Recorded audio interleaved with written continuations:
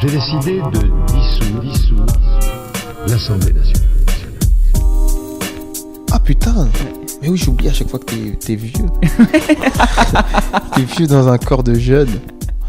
Exactement. Je suis sûr que tu peux t'incruster dans un cours d'SVT au lycée. Si je me rase la barbe, c'est sûr que C'est oui. sûr. Si je me rase la barbe, c'est sûr que oui, mais avec la barbe, c'est chaud. Bah, je pense qu'on est bien. On est bien. Merci d'être venu. Ah, je suis très content. Je suis désolé, du coup.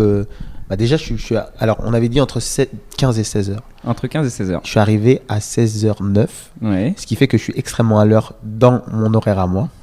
Et j'ai une longue conversation téléphonique. Une longue conversation, mais du travail. Du travail, c'est pour ça que c'est le travail. Et c'est pour ça qu'on peut rien dire. Et c'est pour ça que c'est cool. Et c'est pas grave. Et surtout, merci d'être là. Merci à toi. On va commencer par le truc le plus évident. T'arrives sur Netflix. Ouais. Je sais pas si on peut pas tout dire, mais en tout cas ça on peut le dire. Non bah oui, ça tu l'as dit sur ton mur Facebook, c'est pour ça que je me suis permis. C'est pour ça que je me suis permis. J'ai pas donné la date. Mais du coup voilà, donc c'est fou ça quand mais même. Avant tu faisais des vidéos ici. Non, en fait c'est qu'il y avait une équipe qui venait prendre des images pour le début, pour montrer un peu l'ambiance. Et les gens ils rentraient par la porte. Voilà, ils rentraient par la porte. Chacun avait son entrée. Et en fait le truc c'est que depuis janvier j'ai arrêté de le faire parce que je préférais être tout seul avec la personne qui je suis. Un truc un peu plus intime. Voilà. Hein, voilà, exactement. Donc il y a c'est pour ça le canapé, d'accord. Que l'audio et c'est pour ça le canapé, c'est pour ça tout ça, exactement. Non, parce que du coup je me suis dit ok, moi je vais pas faire mon entrée par la porte. D'accord. T'es déçu? T'avais préparé une entrée? Déçu, c'est à moi un petit peu. J'y ai peut-être pensé un petit peu. T'allais rentrer comment? En fait moi je me suis dit tiens il ouvre la porte et je suis pas là. Ah t'es pas là, ok. Il y avait Paul qui avait déjà fait ça. Paul il l'avait fait, du coup j'étais un peu dégoûté. Ouais. Donc finalement tant mieux. Ma deuxième idée c'était t'ouvres la porte et je suis avec 5 meufs. Ah bah ça j'aurais. Ça c'est du Paul de Chavannes a déjà fait ça. Mais sans le podcast. Et sans les meufs. Non, ça fait plaisir que tu sois là, putain, on va pouvoir parler de plein de trucs. Moi j'ai regardé pas mal de choses de toi, déjà avant, mais déjà aussi pour préparer ça. Et il y a un truc qui m'a fait marrer, c'est que t'es passé, c'est une petite anecdote, mais c'est pour commencer, t'es passé dans C'est à vous. Et donc c'était une interview marrante. Bon, alors les interviews qui commencent un peu par alors Farid, 26 ans, stand-upper. Et c'est à toi. Et tu dois répondre. Interview marrante, interview très bizarre. Très bizarre, mais par contre une interview où je t'ai vu, donc il y a la transition et j'allais arrêter, j'allais appuyer sur pause et là je vois Bernard de la Villardière arriver. Oh mon dieu. Et là je vois Bernard de la Villardière qui s'épanche sur sa passion sur le polo et je te vois à côté halluciné en mode ah putain j'ai peut-être un nouveau 5 minutes quoi. J'ai senti tellement de mépris de cet individu. Ouais. Bah oui, du coup de la Villardière ça prend tout son sens. Voilà exactement. Ouais, exactement. J'ai senti mais j'ai cru que moi je me suis dit peut-être il va s'envoler à un moment donné. J'ai dit peut-être il va. Ah, c'était très étonnant. C'est bizarre ce genre d'émission de télé parce que en fait le truc c'est que t'arrives et eux ils se connaissent tous entre eux. Ça c'est un truc que je dis tout le temps pour expliquer le fait que j'aime pas faire de la télé. Les gens ils se disent ça doit être cool et tout. En fait c'est comme tu sais ils se connaissent tous entre eux depuis des années. Ils se tutoient dès que ça arrête de tourner. Et en gros c'est comme si tu viens de rencontrer une meuf et elle t'emmène à un dîner de famille où tout le monde se connaît depuis des années. Et déjà, t'es hyper gêné d'être là parce que tu l'as rencontré il y a 3 jours. Et à un moment donné, tout le monde se retourne vers toi. Et toi alors? Essaie d'être drôle. Et toi, t'es là. Wow. Ah, mais c'est des questions incroyables, genre. Ouais, c'est même pas c'est même pas des questions. C'est des trucs que t'as même pas dans la vie de tous les jours. On essaie de te lancer sur quelque chose. Ouais, c'est un peu ça. Comme si t'étais un chroniqueur de l'émission, quoi. Ouais. C'est même pas. Il y avait une phrase qui m'a fait marrer, genre quand il dit alors Farid, F-A-R-Y, apparemment vous tenez au Y. Et moi je vais leur dire, je pense qu'il tient à toutes les lettres de son prénom. Et ça n'a aucun sens. Ouais, c'était marrant. A priori, vous tenez à votre identité.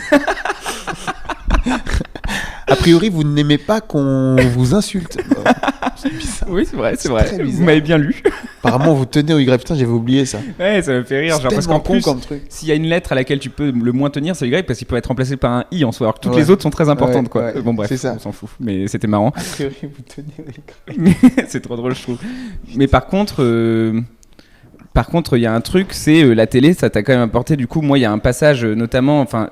Tous tes passages sont un peu empreints de ça, mais le passage chez Ruquier où tu dis à cause des gens contre, je suis obligé d'être contre. Ouais.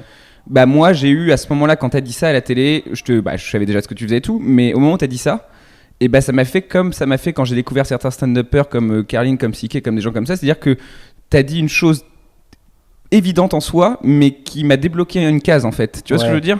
Genre t'as eu une formule qui a permis, je pense, à beaucoup de gens d'exprimer pourquoi ils étaient pour le burkini pendant quelques temps, tu vois, genre merde je suis pour le burkini mais en fait c'est pour ces raisons là quoi. Exactement. Et du coup quand t'as trouvé cette phrase, est-ce que t'as senti déjà à la base que t'avais trouvé une phrase un peu forte? Écoute, je l'ai trouvé avec Kader Aoun. Ouais.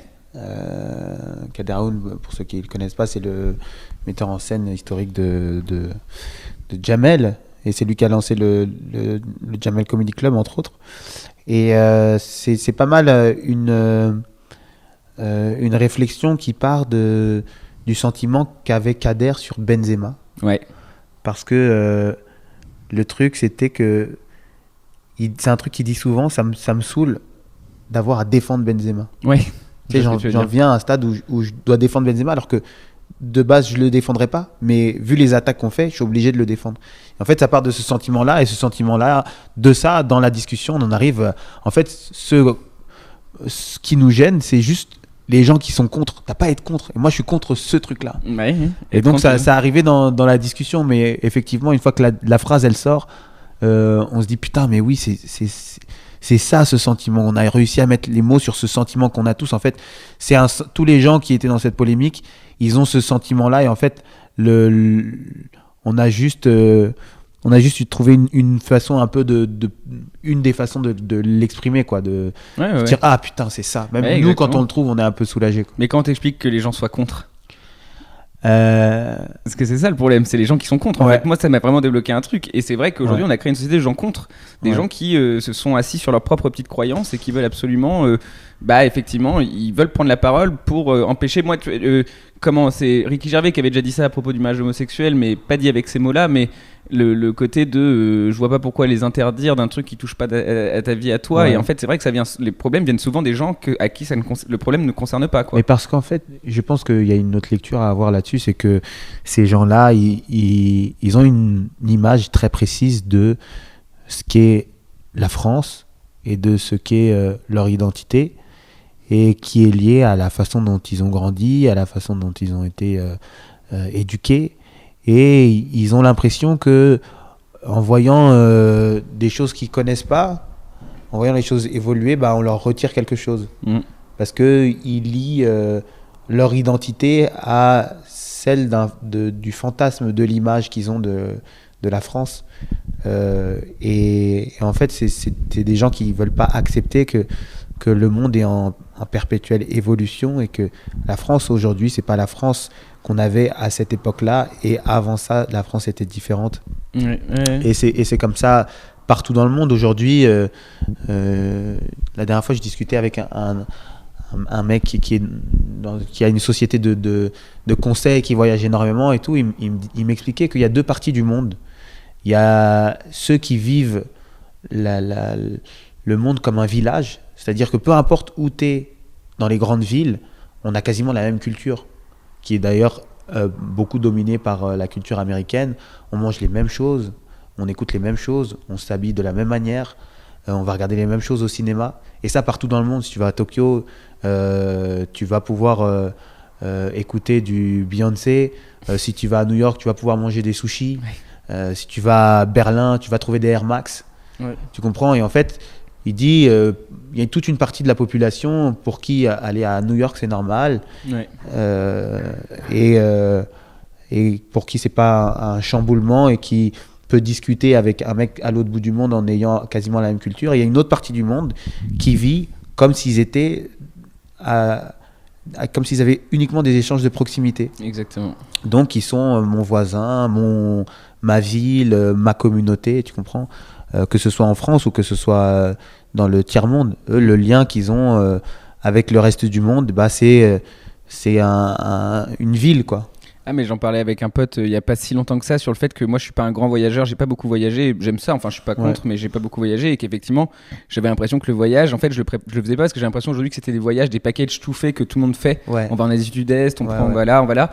Et si tu veux, ouais, je trouve qu'il y a ce côté de, j'ai vraiment l'impression que c'est un privilège d'occidental, tu vois, genre qui a le passeport pour aller partout et puis qui dit allez je vais aller là et puis je vais me balader. Ouais. Et c'est vrai qu'il y a un côté, je trouve, assez bizarre de se dire ouais en fait on est peut-être 400 millions à se balader dans le monde C'est et ça. puis on est 7 milliards en fait. C'est ça. C'est Et drôle. puis on a accès quasiment aux mêmes choses. Et au-delà de ça, le truc plus précis, c'est genre, il y a des mecs en France, dans des villes ou dans des villages, hein, on peut dire le gros mot, qui n'ont pas du tout cette vision du monde que nous on peut avoir, qui n'ont pas du tout cet échange, cette ouverture d'esprit et d'accessibilité que nous on peut avoir, qui vivent dans des petites villes, qui ont des rapports de proximité, et pour eux leur monde, leur sécurité, leur confort, c'est ça. Et donc quand dans ce confort-là, tu leur mets un burkini, Ils pètent les plombs. et bah ils deviennent fous. Donc, Ils ont aucune grille de lecture quoi, genre ils pètent les plombs quoi. Leur donc cerveau évidemment se ils dit, sont contre parce qu'ils sont en train de dire bah non en fait moi depuis que je suis petit c'est comme ça, je veux pas que ça change parce que tu vas me retirer un truc à moi. Et en fait c'est le mélange entre moi, ma vie, mon identité et le monde qui change. C'est vraiment ce rapport qui est compliqué. Et ce qui est ouf, c'est que pour le burkini précisément, ce qui est ouf, c'est que j'ai vu des gens être contre pour des très mauvaises raisons et qui se cachaient derrière l'argument de on veut que les femmes puissent s'épanouir plus et ils se cachent derrière un beau projet alors qu'en fait derrière il y a un truc qui gratte, tu vois, genre et les gens en fait, c'est ce qui est horrible, c'est qu'aujourd'hui les mauvaises personnes arrivent à avoir des bons arguments et du coup faut se battre avec bon bref, surtout tout un que c'est truc. des gens qui auront pas ces propos-là dans d'autres combats pour les femmes, quoi. Oui, voilà, c'est ça. Non, mais c'est sûr. Mais du coup, toi, sur scène, t'abordes pas mal de ces sujets-là. Et pourtant, tu vois, il y a ce côté... Enfin, il y a un côté engagé, entre guillemets. Enfin, il y a un côté où tu dis des choses, mais en même temps, on sent que la base, c'est le stand-up et la base, c'est le rire, quoi. La base, c'est d'être sur scène et la base, c'est de prendre le micro et d'être là. Mais c'est ouf parce que ça fait longtemps que tu prends le micro, déjà. Ouais. Ça fait longtemps que tu fais du stand-up. Depuis... Alors le stand-up depuis l'âge de 15 ans, voilà. Et puis après la scène depuis l'âge de 11 ans. Ouais, c'est ça. Donc t'as toujours baigné là-dedans. Donc toi, t'as quand même grandi dans un univers où on t'a poussé à être créatif, quoi. Ouais.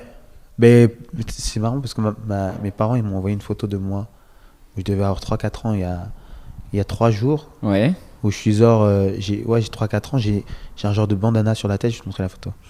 J'ai un bandana sur la tête et j'ai une genre de djellaba de nuit. Ok. Et j'ai une guitare dans les mains. Ok. Et c'est que... tiens, regarde. Avec les cheveux lâchés et tout. J'avais déjà un lust. Ah ouais, t'étais déjà là, ouais. Et en fait, c'est que... Déjà, depuis tout petit, on m'a toujours poussé... Moi, il me disait quand j'avais un biberon dans les mains, quand je le finissais, j'en faisais une guitare. Ok. Et donc, on m'a toujours poussé à... En tout cas, motivé à devenir un artiste. Okay. Ils ont toujours senti cette fibre chez moi, un peu artistique. Donc... j'ai pour habitude de... Enfin, en tout cas, moi, je crois que c'est le vecteur qui est arrivé à moi, l'humour,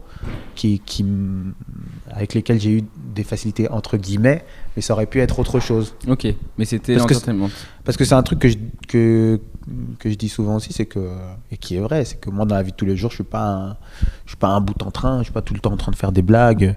À l'école, j'étais pas celui qui était le clown de la classe. J'ai toujours été, je faisais rire, mais plus par sarcasme. Mm-hmm. Et pareil, dans un groupe d'amis, dans l'intimité à la maison, parce que je suis le petit prince, tu vois. Je suis l'élu. Mais ouais, avec des humoristes, je suis un simple soldat. Je suis plus spectateur que... Ouais, enfin, t'aimes la discline, quoi. C'est une discipline. Exactement. Ouais, mais c'est ça. Hein. C'est ça. Je suis un passionné. C'est ma vie. Mais je peux, tu vois, quand j'étais petit, moi, mon petit cousin avec lequel j'ai grandi comme un frère, il a baigné dans le foot. Ok. Genre, son oncle, il aurait voulu devenir footballeur. Ses grands frères avant lui, c'était foot. Et lui, il aurait pu devenir vraiment professionnel. Il avait un talent fou. Il a un talent fou d'ailleurs. Et sa vie, c'était genre sortir jouer au foot, aller au foot au club, rentrer jouer au foot à la console, regarder le foot à la télé, parler de foot, lire des articles sur le foot. Et c'était que ça, foot. Et moi, je comprenais pas. Genre, il n'y a pas un autre truc qui t'intéresse dans la vie que le foot. Et en fait, moi, je me rends compte que moi, je peux faire que parler d'humour.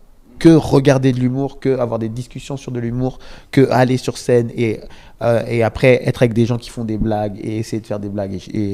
Et ouais, c'est vraiment une passion, quoi. C'est un truc. Ouais, et tu te rends compte, en fait, je m'en suis rendu compte récemment qu'en fait, effectivement, quand c'est ta vie, en fait, moi, je me rends même plus compte que je fais que ça de ma vie, mais en fait, je fais que ça de ma vie, quoi. Et c'est agréable, en fait. Ouais. T'as l'impression d'avoir trouvé un sens, quoi. Surtout que quand tu te dis, ce truc qui est ma passion et mon obsession, c'est mon travail. Ouais, ça c'est ouf.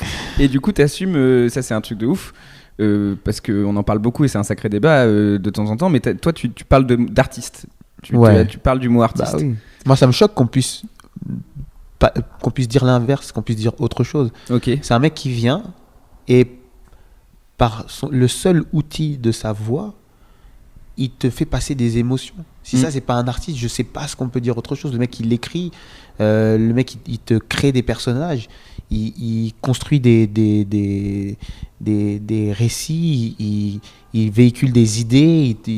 Si ça c'est pas un artiste, je sais pas ce que c'est. Si j'écoutais, là en ce moment j'écoute Christopher Titus. Je sais pas si t'as déjà écouté. Si t'as pas écouté, je te pousse à l'écouter.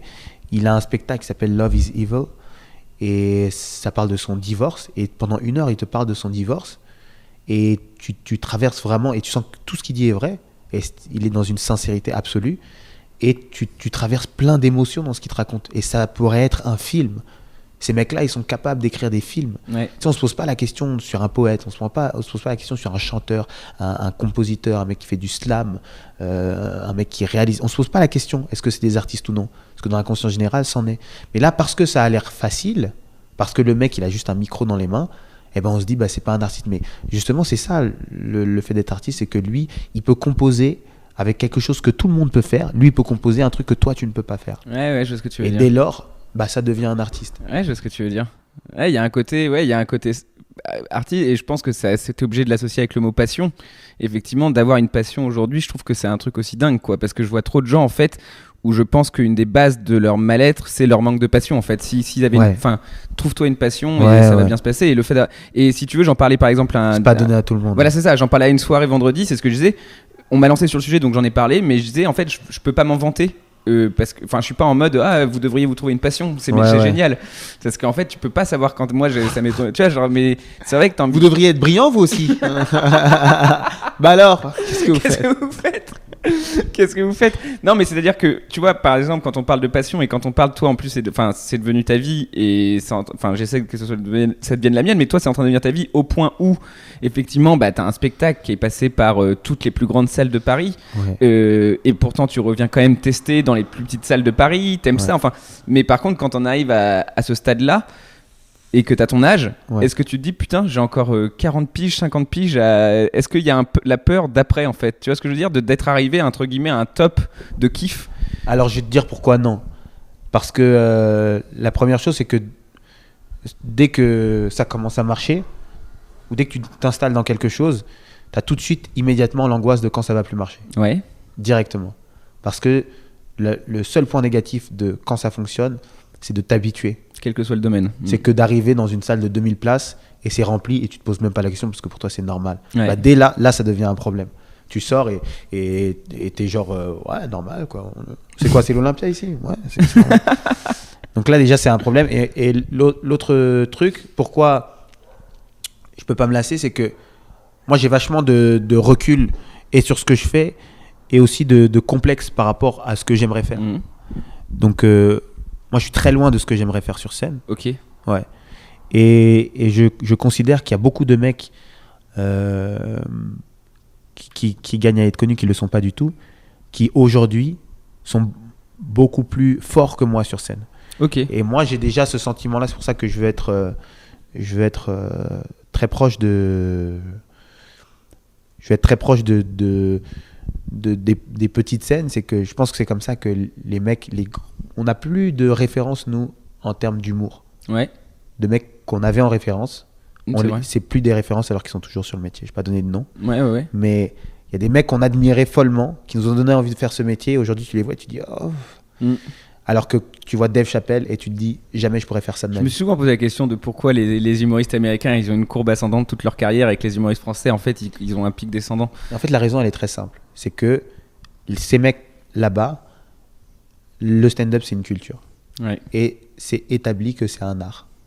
Et donc, partant du principe que c'est un art, et les gens te prennent au sérieux, et toi tu te prends au sérieux, donc tu vas aller chercher dans tes ressources pour continuer à servir ton art.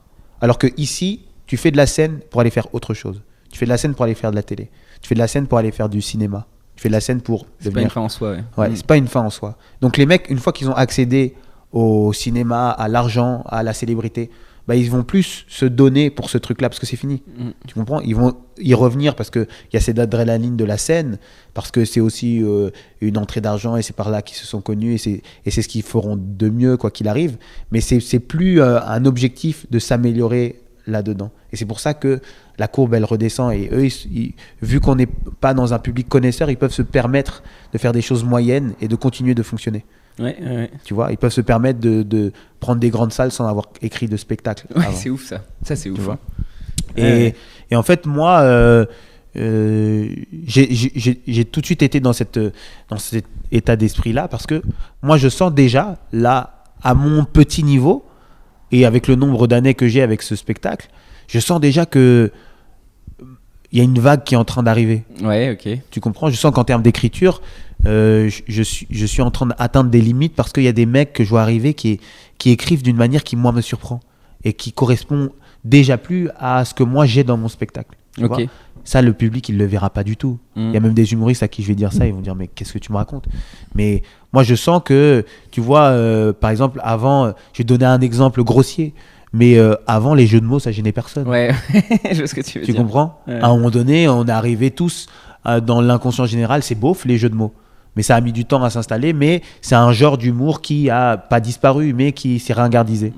Et donc, je pense que c'est en restant en contact avec des mecs nouveaux et qui sont brillants que bah, tu te renouvelles et que tu deviens pas beauf et que tu deviens pas moins bon. Et en fait, ce que je veux dire dans cette très longue phrase, c'est que moi, quand j'écoute certains mecs, tu sais, t'as forcément déjà vécu ce truc-là.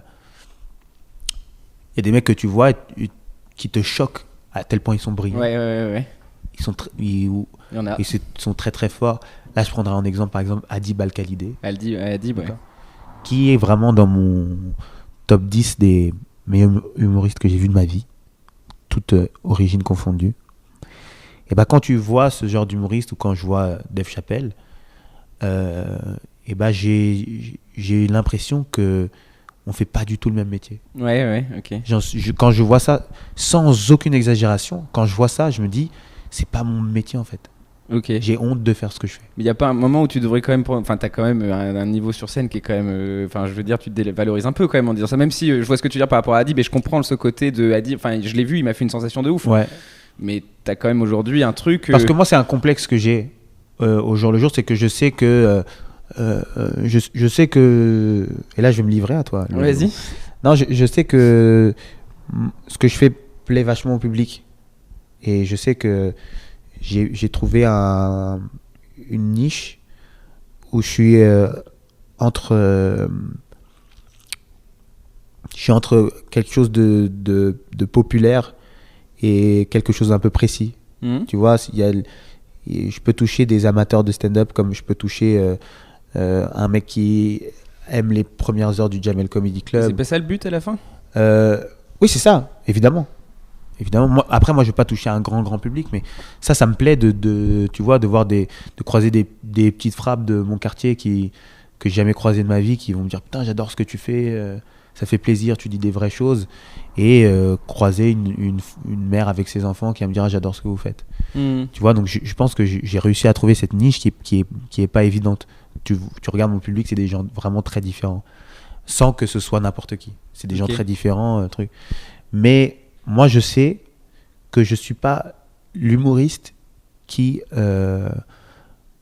impressionne les autres humoristes. Tu comprends? Et ça c'est un... Non mais qu'on s'entende bien dans ce que je dis. C'est-à-dire que j'ai conscience, et c'est vraiment un truc de recul sur soi-même, j'ai conscience que ma réussite, elle est constituée vraiment dans le rapport que je peux avoir aux gens sur scène. Parce que moi, je sais que ce que j'ai en plus que des autres, même si c'est pas ça notre métier, c'est pas avoir un truc en plus des autres, mais je sais que ce que j'ai en plus d'un autre, par exemple, c'est que la scène, je sais ce que c'est. Ouais. Tu comprends? Ouais. Comme je l'entends comme de la musique. Tu vois, Ouais, je vois très bien. je sais là, c'est une pause et là, il faut ralentir et là, il faut accélérer. Et sur scène, dans ma tête, je suis un chef d'orchestre. Je suis en train de jouer de la musique. Tu comprends? Et je sais que en ça, le rapport que j'ai à une scène, il y a une phrase de Kader qui m'avait choqué quand j'ai commencé à travailler avec lui. Il bossait avec Mathieu Madénian et il m'a dit, Mathieu, sur scène, que ce soit au Paname ou au Bataclan, t'as l'impression qu'il est dans son salon. Ouais. Et ça, c'est un truc qui a fait une explosion dans ma tête. Il m'a fait plein d'inceptions comme ça. Kader, c'est de cette manière qu'il a le plus influé sur mon travail, c'est qu'il met des idées dans la tête. Je sais pas ce que ça veut dire au moment où il me le dit. Et à un moment donné, je me dis, oh putain, je suis en train de le faire. Ouais. Ok. Et donc, c'est ce que j'ai recherché sur scène et c'est ce que je ressens. C'est que sur n'importe quelle scène, c'est l'endroit où je me sens le mieux sur Terre. C'est l'endroit où je me sens le plus sûr de moi. Ouais, où j'ai l'impression d'être invincible. Ouais, je comprends. Mais ouais. Et du coup, je sais que c'est un truc c'est cet avantage que je peux avoir sur un autre, mais je sais que c'est pas des effets de texte qui vont impressionner les gens. Tu comprends? Ok. C'est pas des effets de texte, c'est pas une écriture particulière, c'est pas des moments de jeu précis. Tu comprends? C'est que il y a une certaine osmose, une certaine magie que j'ai réussi à trouver sur scène de par un parler. Un charisme aussi, certainement. Il est là, putain, il est là. Mais tu vois, quand je vais à Montréal, cette magie, elle est plus du tout. Ouais. Et alors, t'es comment à Montréal? À Montréal, je suis en souffrance. Ouais. Je suis vraiment en souffrance. Parce que tu vois, j'arrive, le mec sur scène, ouais, je suis sûr de moi, j'ai du style, ils s'en battent les couilles. Ouais. Fais-nous des vannes. Ouais. Tu comprends? Donc, je suis pas en train de me dévaloriser. Je sais les qualités que j'ai. C'est pour te dire que je dis pas que ce que je fais est médiocre ou que c'est pas bon. Moi, je suis très fier de ce que je fais. Je regarde ce que je faisais avant et je me dis, putain, c'est précisément ce que je voulais faire il y a quelques années de cela. Donc, mais voilà. Aujourd'hui, je suis à un stade où je vois toute la marge de progression que je peux avoir. Et donc, pour répondre à la question que tu m'as posée il y a 30 minutes, je pense pas pouvoir me lasser de toute ma vie parce que j'aurai toujours un stade à gravir. Quand tu vois que l'une des références qu'on peut avoir, et c'est que l'une d'entre elles qu'on peut avoir, c'est Dave Chappelle, et tu vois à quel point on est loin de lui sur scène, tu te dis je vais pas me lasser de toute ma vie. Non, c'est vrai. Il y a forcément de ça, et tu parles justement de musique. Et je comprends complètement la référence à la musique, mais il y a aussi quand même, je pense, de ton côté, un amour. Enfin, t'en as parlé 2-3 fois, et ça sent.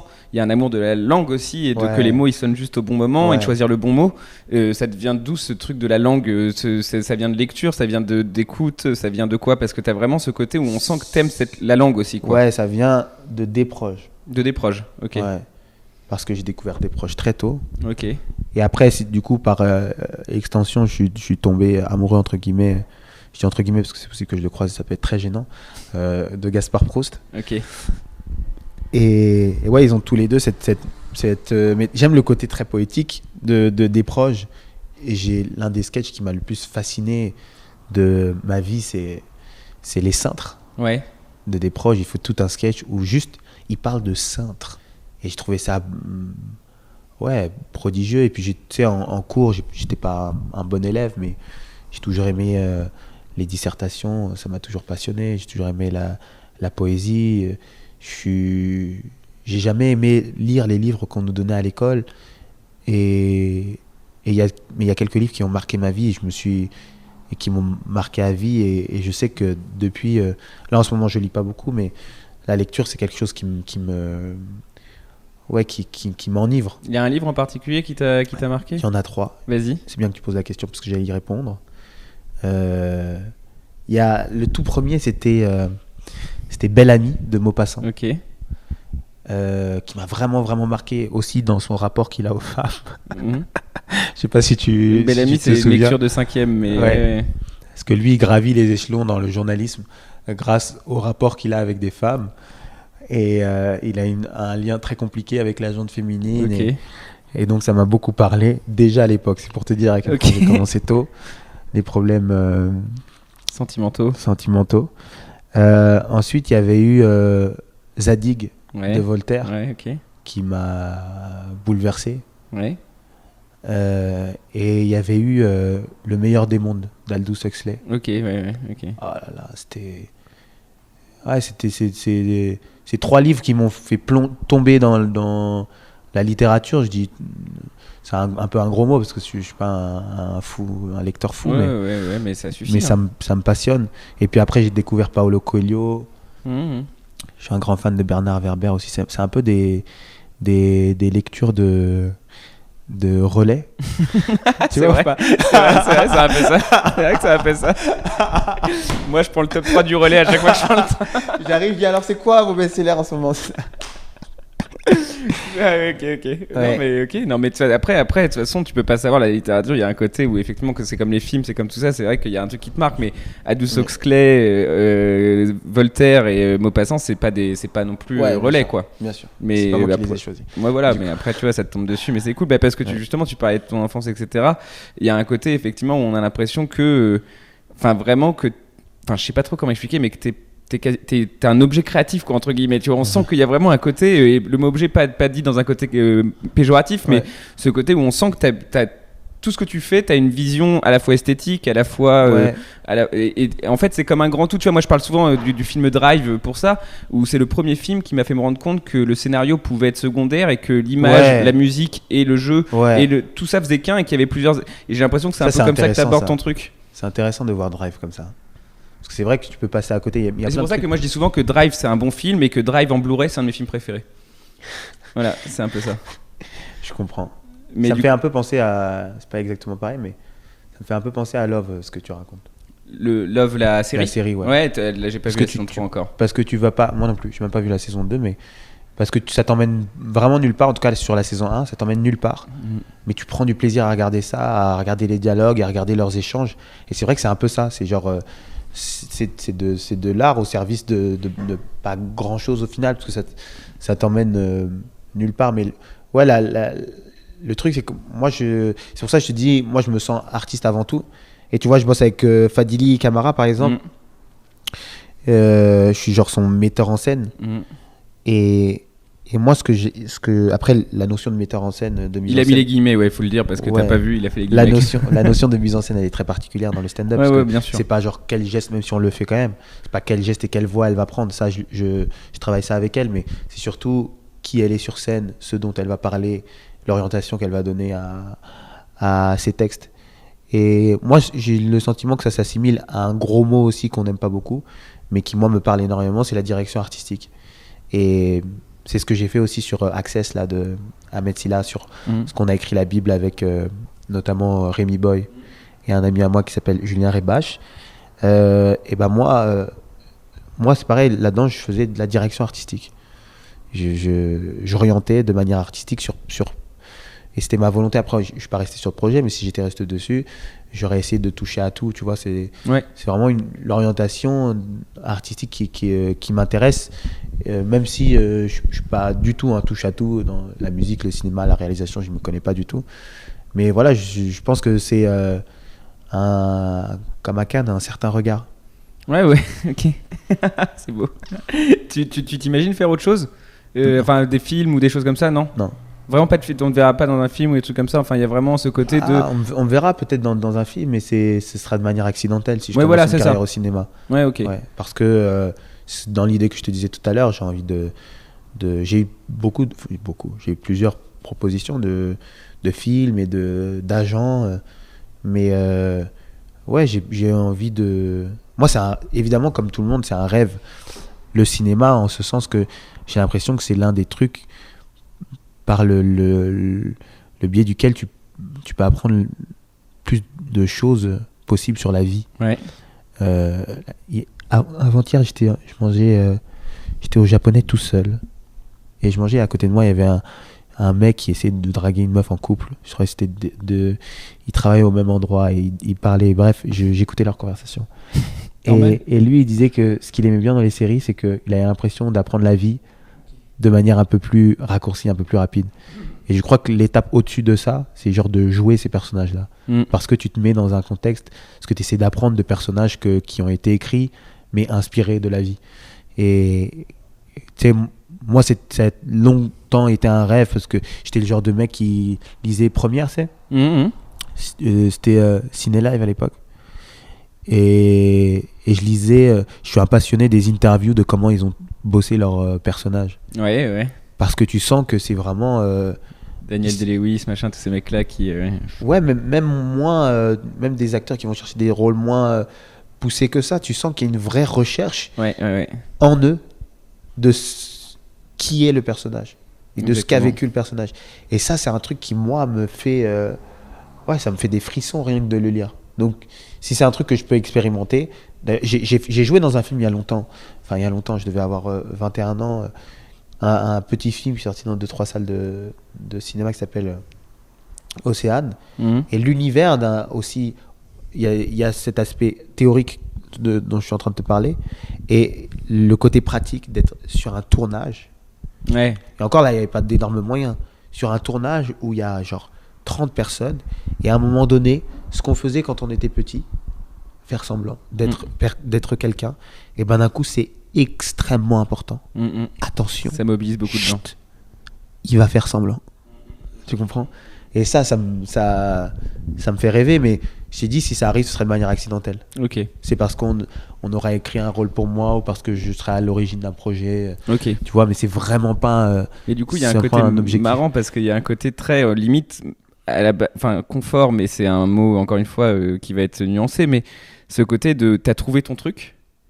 Et en fait, là, il y a Jean-Philippe de Tinguy qui m'avait conseillé un livre qui s'appelle C'est de l'eau de David Foster Wallace qui explique effectivement, il parle à des étudiants et en fait, le discours a été retranscrit et il dit il y a un truc qu'on n'explique pas aux étudiants, c'est le jour après jour après jour, comme il l'appelle. Et ce côté de la vie d'adulte, c'est une vie de jour après jour après jour après jour où c'est la même chose qui revient et qu'il y a de l'ennui, il y a de la monotonie, il y a des frustrations, il y a beaucoup de choses et ça, on le sait pas quand on est plus jeune. Et quand on a trouvé comme toi, ce que tu veux faire, j'espère que c'est comme moi aussi, enfin je sais pas où ça va m'amener, mais en tout cas j'ai cette passion et cette envie de faire ça toute ma vie. Et ben il y a un côté, tu te sens pas un peu sauvé, limite tu vois, de se dire ah ok j'ai trouvé un truc que je m'en fous quand ça s'arrête, je vais faire ça tous les jours.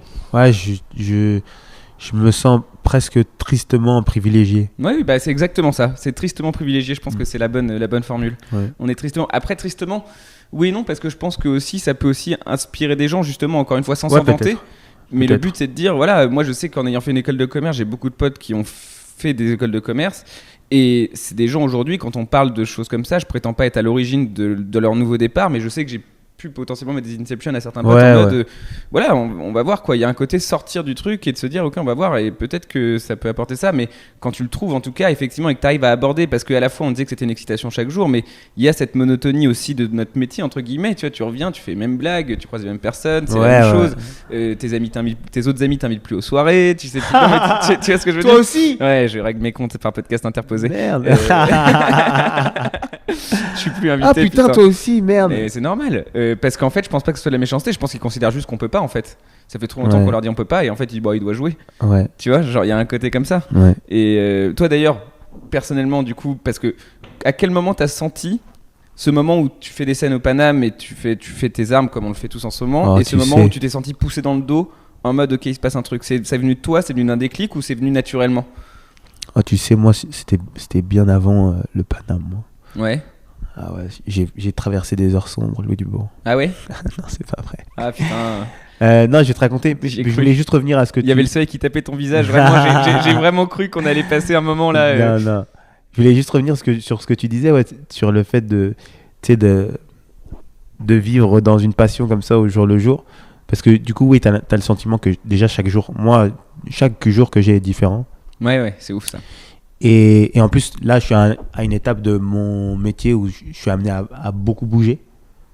Et ça, c'est vraiment fou parce que quand je suis ici, moi, Paris, je n'ai pas beaucoup voyagé, hein, mais je suis fou amoureux de cette ville.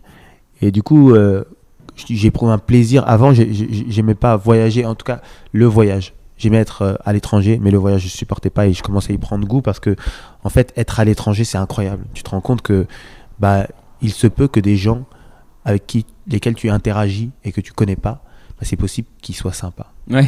Et ça, ouais. Et ça, c'est hors du commun. T'arrêtes de considérer l'autre comme un danger potentiel. Je te jure, c'est fou. Juste, là, j'étais à Dubaï. C'est vraiment pas pour me la raconter, mais j'étais. Non, on est allé jouer à Dubaï avec le Montreux Comedy Club. J'étais avec Jason, Brokers, Lenny Mbunga et Roman Fressinet. Et Johan Provenziano aussi. Belle team. Très très belle équipe. Et tu sais, juste, t'arrives dans un commerce et bonjour, vous allez bien? Ouais. Juste ça. Je te jure, c'est tout con et on parle pas. Je suis pas en train de te faire le coup du mec qui est parti au Vietnam et putain, c'est fou là-bas, les gens ils sont vraiment plus proches de la vie. Je parle de Dubaï. Donc qu'on voit comme étant le truc du fake, le temple du fake, de l'artifice, parce que c'est des Arabes. Hein. C'est pour ça. Ouais, on dit pas ça de New York. Mais quand juste t'arrives dans un endroit et que c'est des gens de service et tu leur fais des blagues et juste ils le prennent pas mal. Juste ils sourient. Juste le fait de croiser quelqu'un et lui sourire et il te sourit en retour. Tu dis putain merde, il y a des endroits où ça peut être comme ça aussi. Ouais. Et ça c'est vraiment enivrant et être moi je suis à ce niveau-là aujourd'hui de ma carrière du coup où je bouge beaucoup, il y a les tournées, les trucs, les machins où c'est jamais chaque jour c'est différent. Et tu sais quand en comparaison je vois mes frères, mes cousins qui sont dans un truc qui juste les intéresse pas. Sans parler de la charge de travail. Tu le ressens ça? Juste je me lève le matin et ça ne m'intéresse pas. J'en ai un qui est agent de maintenance, mon autre cousin qui est commercial et c'est juste en fait ce qu'il fait, il le fait parce qu'il doit le faire. Moi j'ai été commercial quelques mois. Et en fait, je me suis rendu compte que je pouvais pas être commercial parce qu'en fait, pour être commercial, il faut aimer son produit. Et moi, si tu veux, quand j'allais voir un client, je lui disais, il me dit, je le prends pas. Ma réaction, c'était pas ça, mais en sous-texte, ça voulait dire ça. C'était en mode, ouais, je comprends, gros. Je l'aurais pas pris non plus en vrai. Genre, j'ai un patron qui m'a dit de venir te voir, mais en vrai, je comprends. Et c'est vrai qu'il y a un côté, t'arrives à ressentir chez les gens ce côté, t'aimes pas ce que tu fais, et est-ce que ça te donne envie de entre guillemets qu'est-ce que ça te donne? Moi je te jure, c'est pour ça que je te disais tristement privilégié, voilà, ça, parce que je me rends compte que pour que si nous on fait ça, c'est qu'il y a plein de gens, la plus grande majorité qui ne peut pas vivre ça. On peut pas tous être artistes déjà, juste ça. Après tout le monde ne veut pas être artiste et puis en plus a priori être artiste c'est rater sa vie. C'est un troisième choix. Mais tu vois, par exemple, mon frère, c'est un fan de jeux de société. On aime beaucoup se poser et faire des grands jeux de société. Et donc, c'est un peu nos réunions de famille. Ouais, c'est cool. Et tu sais, c'est souvent tard, des 23h, minuit. Et souvent, les cousins, ils sont là. Et genre vers 1h, 2h du matin, ils sont faut que je parte. Mais les mecs, vous êtes relous. Et c'est mais demain, je commence à 8h30. Et moi je suis là en train de négocier avec mon cousin pour qu'il reste jouer et dans ma tête je suis en train de me dire mais moi si je commençais à 8h30 je serais pas venu au départ. Je serais pas venu et eux ils sont là et le lendemain matin il va se lever pour un truc qui le fait chier. Il va faire un truc les mêmes gestes qu'il fait tous les jours et moi demain je me lève tôt aussi et tôt pour moi ça veut dire midi. Ouais, je comprends. Mais je comprends. Parce que c'est mon rythme de vie. Mais après, tu bosses le soir, mais c'est vrai qu'il y a plus ce côté de il aime pas ce qu'il fait que l'heure du matin. Je suis pas du matin non plus, mais l'heure du matin, mais c'est vraiment le fait de pas aimer. Et c'est vrai que ce marché du travail là qui est en plein, enfin, on est en train d'y réfléchir, mais c'est vrai que moi, je vois beaucoup aujourd'hui de vingtenaires et de trentenaires qui supporteront pas jusqu'à leurs 60 ans et du coup, il va se passer un truc avec, tu vois, genre on parle d'universel, on parle de choses, mais en tout cas, il va falloir quelque chose, quoi. Parce que les gens vont péter les plombs.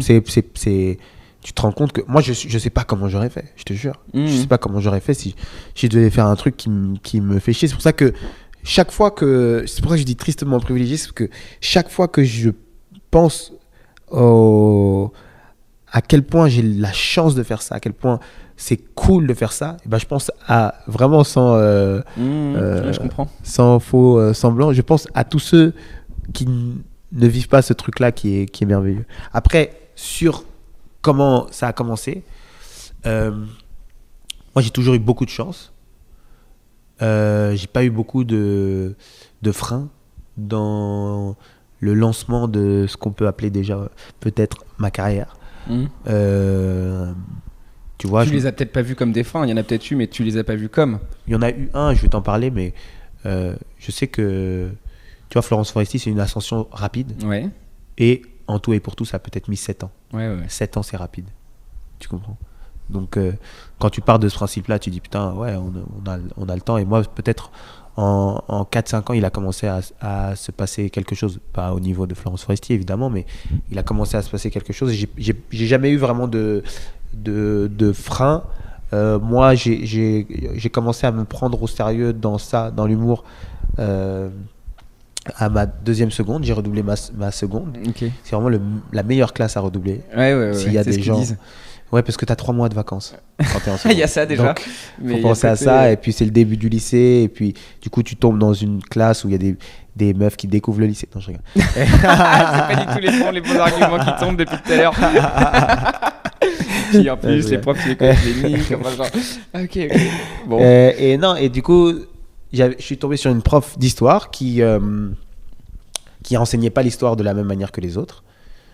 Elle nous enseignait l'histoire comme si nous, on était des historiens. Ok, c'est cool. Donc elle disait, en tant qu'historien, là, on va s'intéresser à ci, ça et ça. Et c'est marrant parce que c'est après l'école que moi, j'ai commencé à m'intéresser à l'histoire. Pour moi, c'est l'un des plus gros échecs de notre société, en tout cas en France, et l'éducation nationale. Pour moi, c'est un immense Ah échec. bah, y a ma coloc qui est revenue du boulot tout à l'heure et qui est prof d'art plastique et qui a feuilleté un livre d'histoire géo de l'école et c'est improbable ce que tu peux lire quoi. C'est sûr que c'est un vrai échec. Ça c'est un vrai échec. Comment t'apprends l'histoire aux enfants, c'est un vrai échec quoi. Ouais, même le Parce reste, que par exemple, il y avait un truc, le titre c'est Pourquoi la colonisation et ils expliquent tout. Mais si tu veux, c'est orienté pour que si t'es un gamin et que t'as pas de perspective, bah la question c'est une question neutre de pourquoi la colonisation, c'est pas pourquoi il y a eu cette pourquoi on a volé des gens. c'est ça, c'est pas tourné en mode pourquoi il y a eu cette période sombre dans l'histoire, ce qui pourrait être intéressant et ensuite l'expliquer. Non, Mais c'est à la base, c'est neutre. la justification. Pourquoi et Pourquoi c'est a-t-on fou. eu besoin C'est fou quand même. C'est dire, non, bref, ça me fait penser de à ça. violer mais des femmes noires? Alors, du coup, t'as l'histoire, c'est très très loin ensuite, mais du coup, cette prof-là t'a amené vers. elle m'a. Elle, en fait, elle écrivait des pièces de théâtre. On avait écrit une pour. Elle avait vendu ça à une école. Et donc, ses cours étaient très différents. Et à un cours, on parlait d'associations. Est-ce que vous avez déjà bossé dans des associations? Je ne sais plus quel TPE on faisait. Et donc, moi, je réponds que oui. Parce que, tu sais, depuis l'âge de 11 ans, c'est comme ça que j'ai commencé. Le premier sketch que j'ai fait, c'était un sketch de Jamel, mais très vite, j'ai commencé à écrire mes propres sketchs avec mon petit cousin, celui qui était fou de foot. On faisait des scènes comme ça 1 à 2 fois par an. Parce que donc, le père de mon cousin, mon oncle, bossait dans une association au profit des enfants du Cap-Vert, c'est le pays de mes parents. Et donc, comme il était dans cette association, 1 fois par semestre, ils organisaient des soirées caritatives. Et donc, c'était une réunion de gens de mon pays qui venaient. Une soirée, il y avait à manger, des petits spectacles. Et il invitait les enfants à faire des spectacles de danse, des spectacles de chant. Et moi, il m'avait dit, viens faire ce sketch de Jamel. C'est comme ça que j'ai fait ma première scène. Et ensuite, comme ça, 1 à 2 fois par an, je savais que j'avais ce rendez-vous où j'écrivais. T'as inventé le Jamel Comedy Kid 10 ans plus tôt quand même aussi quoi, genre. Où j'écrivais un sketch. Ouais. Et je venais avec mon petit cousin et on jouait un sketch en français dans le créole de chez moi. Et donc je raconte ça en cours. Elle me dit, ah putain, c'est intéressant et tout. Et à la fin du cours, elle me dit, un jour, je t'écrirai un one-man show. Ok. Elle me dit, ce serait cool et tout. Moi, j'aime écrire. Moi, je garde ce truc en tête et j'écris des trucs de mon côté. Et voilà, on s'est dit ça. Elle me redit ça 1 ou 2 fois. Et l'année d'après, j'ai un camarade de classe avec lequel j'étais en classe l'année d'avant. Qui me dit, tiens, regarde, la prof d'histoire en question, elle m'a dit de te donner ce petit cahier sur lequel elle a écrit un début de texte. Et c'est le spectacle qu'elle aimerait écrire avec toi. Et du coup, on s'est vus et on a écrit un premier spectacle ensemble. Ok. Et on a travaillé comme ça pendant 2-3 ans ensemble. Ok. Je n'ai pas couché avec cette femme. Je vois tes yeux. Non, j'avais même pas ça en tête. Si, je l'ai vu dans tes yeux. Et non, c'était vraiment comme une deuxième maman. C'était l'assistante de ma mère un peu. Ok. Et drôle. et ouais, on a bossé 2-3 ans ensemble. C'est avec elle que j'ai fait les premiers mes premiers passages télé. Ok. On ne demande qu'à en rire. Ok. Et la dernière collaboration que j'ai fait avec elle, c'était on a écrit ensemble pour un. C'était ça la petite période sombre que j'ai eue. Après, j'ai eu un clash avec Ben Guigui, dans Demande qu'à en rire. Et j'ai repassé la saison d'après. Et après ça, donc ça a jamais fonctionné dans cette émission pour moi. Pour diverses raisons, entre autres que c'est pas une émission pour débutants. Et c'est comme ça qu'ils te la vendent, du coup tu te fais plein d'idées. C'est pas du tout, si tu commences à faire de la scène, c'est pas du tout là-bas que tu vas apprendre ton métier. Et donc j'ai eu cette sensation d'échec au sortir de l'émission. J'ai fait 6 passages. Et ça a créé un peu la zizanie dans le duo que j'avais donc avec mon ancienne prof d'histoire. Parce qu'on se pose plein de questions, peut-être que je me trompais. Moi j'étais très buté dans mon truc. Je voulais pas dire de trucs de cul, je voulais pas dire de gros mots, je voulais parler bien français, je voulais avoir un style particulier. Je voulais avoir ce personnage un petit peu hautain. Déjà, j'avais une vision très précise de ce que je voulais. Et elle n'était pas tout à fait d'accord avec ça, et donc ça a un peu clashé. Et donc j'ai passé des mois où je jouais déjà mon spectacle au Paname, c'était il y a 5-6 ans de cela, où je jouais mon spectacle au Paname, mais j'étais, moi qui étais déjà accompagné très tôt de cette femme, et j'avais un autre de mes cousins qui était souvent là. J'ai comme ça une petite équipe autour de moi. Là, j'étais vraiment livré à moi-même, et je jouais mon spectacle donc, dans cette cave au Paname devant 10, 12, 6 personnes. J'ai déjà joué mon spectacle 1 heure devant 6 personnes. Et voilà, les mecs, ils vont te parler de leurs moments durs. Ils vont te parler pendant 4-5 ans, j'ai mangé des pâtes. Moi, ça a duré 6 mois. Ouais. Et à la fin de ça, il y a un concours organisé par l'Humour en Capitale. Ok. Qui était le successeur du Paris fait sa comédie. Ok. C'est là qu'il a percé Kev Adams. Ok. C'était Paris fait sa comédie. Il a gagné une édition. Il avait 17 ans. C'est là il y a eu l'explosion, I Love Kev Adams, etc. Et donc moi j'ai gagné ce truc 2 ou 3 ans après lui. Ouais, 3 ans après lui, je crois que. Il y a Bérangère aussi qui a eu un prix à ce truc-là. Ok. Jeff Panaclock, il en a gagné un. Ok. Et donc moi cette année-là, j'étais avec Alban Ivanov et Paco Pérez. Et tous les 3, on a été les lauréats de cette année-là. Ok. Et c'est ça qui a été le départ de tout pour moi. Ouais, c'est là, c'est après ça que j'ai senti que j'étais en train de mettre un pied dans le métier, parce que à la suite de ça, j'ai rencontré le directeur artistique de l'époque du Comedy Club, qui s'appelle Franck Simière. J'ai intégré la troupe rapidement, j'ai rencontré Kader Aoun à côté de ça. L'année d'après, j'ai rencontré Jean-Marc Dumontet. Voilà, okay. Ça a été un peu l'explosion, ou en tout cas le premier domino tombé du lancement de ma petite histoire. Mais toi qui aimes tout ça d'ailleurs aussi, il y a un autre truc, c'est que ça t'amène aujourd'hui à une certaine notoriété, mais il y en a beaucoup pour qui c'est un but, et toi t'aimes faire rire depuis le début, et cette notoriété du coup elle est pas... tu la subis pas j'imagine, mais c'est un truc en plus qui vient avec le package de devoir faire rire. Et t'en as beaucoup parlé, il y a eu ce passage sur Snapchat où t'en parles là, qui a été relayé, etc. Comment tu vis, enfin t'es rare aujourd'hui sur les réseaux sur ces choses-là, il y a une espèce de rareté incroyable. Est-ce que c'est, enfin, comment tu vis le fait que la notoriété soit quelque chose d'inhérent au fait de vouloir marcher quand même, tu vois, parce que par exemple Dave Chappelle, on en parlait avant, c'est ça qui l'a fait aller 10 ans en Afrique du Sud à un moment donné, tu vois. Il y a eu ce côté de j'en peux plus, il est parti, tu vois. Comment tu arrives à gérer ce truc-là qui aujourd'hui devient de plus en plus réel, quoi. On parle d'un chiffre, je crois que c'est 65% des moins de 30 ans qui rêvent d'être connus un jour, quoi. Waouh. C'est énorme.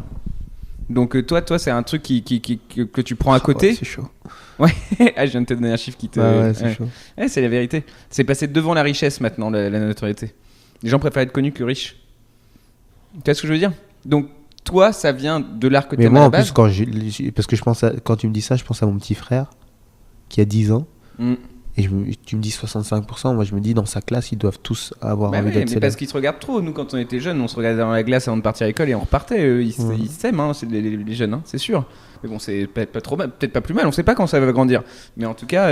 C'est Andy Warhol qui l'a dit. Hein. Il a dit quoi ? Bientôt, on aura tous notre quart d'heure de célébrité. Oui, voilà, mais il y a de ça. Il y a la société du spectacle de Borg qui a dit ça aussi, c'est... la société de consommation, elle amène vers une société de spectacle de toute façon, mais une société effectivement où effectivement tout le monde se sent, en fait, ils se sentent qu'ils pourraient être sauvés par ça, mais en même temps c'est normal. C'est ce que je sais plus à qui j'en parlais, je crois que c'était mon père, mais où je disais la valeur travail, elle est morte le jour où il y a quelqu'un qui a vendu un selfie 500 000 €, quoi. Comment tu veux dire à quelqu'un ensuite, tu vois, c'est trop dur à expliquer. Toutes les chanteuses, Katy Perry machin, elles vendent des selfies 500 000 balles, quoi.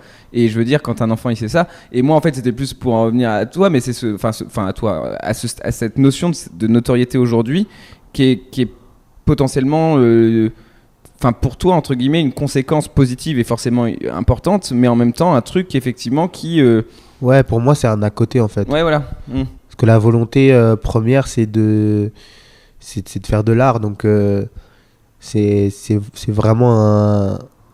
Parce que, en fait, vu que très tôt, on m'a mis dans la tête que c'est ce que j'allais faire de ma vie. De la même manière que. Putain, les gens ils vont croire que je suis un footeux de ouf. De la même manière que j'ai que des. Quand je veux faire une comparaison, le premier truc qui me vient, c'est un truc dans le foot. Alors que je suis pas du tout. J'ai commencé à m'intéresser. Je suis un footix, moi. J'ai commencé à m'intéresser au foot avec le Qatar. Ah ouais. Ouais. Ah putain, j'aurais pas cru. Ouais. Ok. Mais depuis, je suis. Ok. Alors que j'étais vraiment le mec. Ils ont ramené David Beckham, il a mis tout le monde d'accord quoi. Non, c'était juste. C'est quand Ibrahimovic il est arrivé. Okay. J'ai aimé le côté. Feuilletonnant. Ah ouais. Moi, je me suis commencé à m'intéresser d'abord au mercato, tu vois. Et plus tu plonges dedans, et plus tu vois à quel point c'est un truc complexe et que ça se renouvelle pas mal, et qu'en fait c'est aussi un truc de mec intelligent en fait. Il y en a, il faut séparer les deux, mais moi le foot, moi j'ai été baisé par la Coupe du Monde 98, donc c'est autre chose. Moi c'est vraiment un truc, je sais plus si c'était dans le podcast ou pas, si c'était déjà dans le podcast, je me répète, mais où je disais qu'en fait moi le foot c'est un monstre où 50% de mes connaissances sont monopolisées par le foot et ça s'auto-alimente. Quel que soit le truc, je peux lire 2000 livres, je lis une news de l'équipe, je l'ai apprise en fait, et du coup je le sais. Et du coup il y a un côté obsédant avec le foot, mais effectivement, quoi qu'il arrive, il y a un côté feuilletonnant, et le foot mercato, pour une période de mercato, c'est un. Mon Dieu, j'ai une facilité à lire des articles sur le foot. Et je peux comme ça rester 1 heure à lire 10 articles sur le même sujet. Bah tiens, rapidement, t'en penses quoi de PSG Real? Les mêmes. La défaite du PSG, il a un petit quart d'heure un peu moins. C'est bizarre parce que moi j'étais au stade, et en fait ce qui est choquant, c'est que moi j'ai pas du tout vu le même match que les commentateurs. Ouais. Et que bah oui, quand t'es au stade tu vois différemment. Quand t'es au stade, il faut vraiment avoir un œil très technique pour te rendre compte du truc. Mais moi, évidemment, tu vois le calme qu'ils ont, le Real Madrid. Tu vois à quel point, genre, c'est vraiment, quand t'es petit, l'équipe des riches. Tu vois, quand tu fais un sport et tu rencontres cette équipe qui est sponsorisée, c'est le Real Madrid. Ouais, je vois ce que tu veux dire. Mais j'ai pas vu cette domination incroyable, cette leçon de foot. Parce que je suis aussi un malade mental des spécialistes qui parlent de foot. Je peux écouter ça pendant des heures. Ok, c'est drôle. D'accord, je les écoute en podcast. Je suis un fou. J'adore l'équipe du soir. Pour moi, c'est une série Netflix. Ah ouais. Je te jure. Je l'ai raté tel jour, je vais me poser, tac, je vais regarder mon équipe du soir, je peux le regarder ça à 16h. En replay? Ouais, je le regarde en replay. Tu t'es attaché au personnage. Et je m'attache, ce que j'allais dire, je dis, oh putain, ce soir il n'y a pas lui. Je te jure, j'en suis à ce stade-là. C'est terrible. Et c'est vraiment tous les à côté qui m'intéressent. Tout le côté feuilleton, et est-ce que lui va partir là-bas, et les raisons de pourquoi là on parle de, oui, si Neymar il part, ça va être compliqué par rapport à l'Arabie Saoudite. Je suis là, mais incroyable. C'est incroyable, hein. On en parle avec, mais en même temps, ceux qui s'intéressent pas forcément au foot ou quoi que ce soit, j'avais fait un épisode spécialement sur le foot avec Charles c'était le 4e ou 5e épisode, et c'est ce que j'explique en préambule, c'est qu'on aime ou qu'on n'aime pas le foot, bah la FIFA ça reste l'organisme le plus puissant au monde. Le foot c'est ce qui fait lever 2 milliards, 3 milliards de gens, enfin je veux dire, c'est quand même un truc qui est improbable quoi. Mais que ça c'est un argument imparable à tous ceux qui, parce que moi je peux comprendre que tu n'aimes pas le foot. Oui. Que ce soit pas un truc que tu aimes. Ce que j'ai du mal à comprendre, c'est les gens qui détestent. Tu comprends? Genre, le foot. Il y a un truc de. C'est aussi parce que quand il y a du foot, que tu le veuilles ou non, t'en entends parler. Et du coup, les gens qui n'ont pas envie d'en entendre parler, ça les gêne. Mais quand tu vois que c'est un truc qui fait lever autant de gens, qui passionne autant les gens, tu te dis. Moi, je pense que tu ramènes n'importe qui dans un stade comme le Parc des Princes. Et tu vois les virages qui chantent et qui se répondent à travers le stade, ça touche n'importe qui. Mais c'est évidemment ça, et en plus en tant que performeur sur scène, moi je m'étais dit ça pour toi, je m'étais dit ça la dernière fois, genre les joueurs de foot c'est des gens qui jouent devant 40 000 personnes par week-end quoi. Nous on est là en mode, on a des salles de 1000, 2000, toi, on a réussi. T'es déjà allé jouer, tu fais des fives souvent avec le Paname. Tu vois l'émotion que tu as toi dans ce petit hangar où on est 10 personnes qui maîtrisent à peine cette sphère en cuir. Tu vois l'émotion que tu as quand tu mets un but. Ah mais de toute façon les gens sont pas les mêmes personnes dans un five et en dehors d'un five. Moi j'en suis sûr. Mais l'émotion qui est là. Tu te rends compte l'émotion que tu mets toi, alors que c'est un truc qui n'a aucune importance dans ta vie. Exactement. Mais rien, ça change rien à rien. l'émotion que tu as quand tu mets un but, imagine, ce mec-là, c'est son travail. Il y a Ouais. des articles derrière, il y a toute une pression. Et quand il met ce but-là, il y a genre 50 000 personnes qui crient. Et ensuite, il y a l'osmose entre. Ah bah tu pètes un plomb. Non, mais je veux dire, c'est Non, beau. forcément. Ouais, C'est le sentiment, ça doit être un sentiment incroyable. Ah bah, Alors ouais. imagine avec la tension que tu as en mais Coupe du Monde, t'as l'impression que c'est tout un pays que tu libères. Tu vois, c'est évidemment, c'est pas important. Ce qui s'y passe là-bas, c'est pas important. Ça va changer la face de rien du tout. Mais tu vois, ce qui m'a fait du mal, moi, dans la défaite en Coupe d'Europe de la France, c'est que moi, j'avais le sentiment qu'on avait besoin de ça. Ouais, je Parce suis qu'il y a d'accord. eu un truc de. Tu vois, c'est pour ça le foot, ça traverse les limites du foot. C'est que si on avait gagné, il y avait un élan vraiment de. On est tous contents, on est ensemble, on rigole tous dans la rue, il y a le partage. Tout ce qu'on a très peu en France, tu vois, qu'on a plus facilement dans d'autres pays parce que la culture aussi est différente. Je critique pas la culture française, c'est la mienne, mais. Et puis ça a des avantages. C'est un truc que je dis sur scène aussi. Moi, quand je suis à New York, qu'il y a quelqu'un qui me parle dans la rue, que je le connais pas du tout, je suis pas à l'aise. Tu vois, donc, C'est limite, c'est chiant. mais. Je sais ce que tu veux dire. Mais ouais, je pense qu'il y a toute une portée comme ça dans le foot qui dépasse vraiment les limites du foot. Et bref, ma comparaison de base, c'était... T'as vu comment je reviens super bien à la conversation. T'es fort. Ma comparaison de base, c'est... tu vois, comme les petits joueurs de foot qui sont dans des centres de formation très tôt et qui savent, dans leur tête, c'est déterminé. Moi, je vais devenir un footballeur. Ils le savent, d'accord ? Jason, il t'en a peut-être parlé, Jason Brokers, mais le petit frère de sa femme, il est au PSV Eindhoven, Ok. donc il va certainement devenir footballeur professionnel. Il est très très bon. Et lui, il a 11 ans, il rencontre donc le Bayern de Munich, Manchester City, le Benfica, Lisbonne.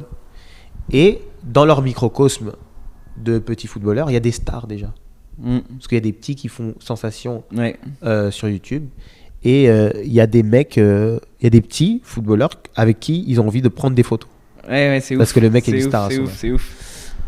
Arsène Wenger qui lui a déjà proposé 200 000 euros Ouais. par mois et tout, alors qu'il a 11 ans. Ouais, je sais ce que tu veux dire. Et donc, à bien moindre mesure, comme ces enfants-là, moi, on m'a déjà dit, ces petits-là, tu les vois, dans leur tête, c'est déjà des professionnels.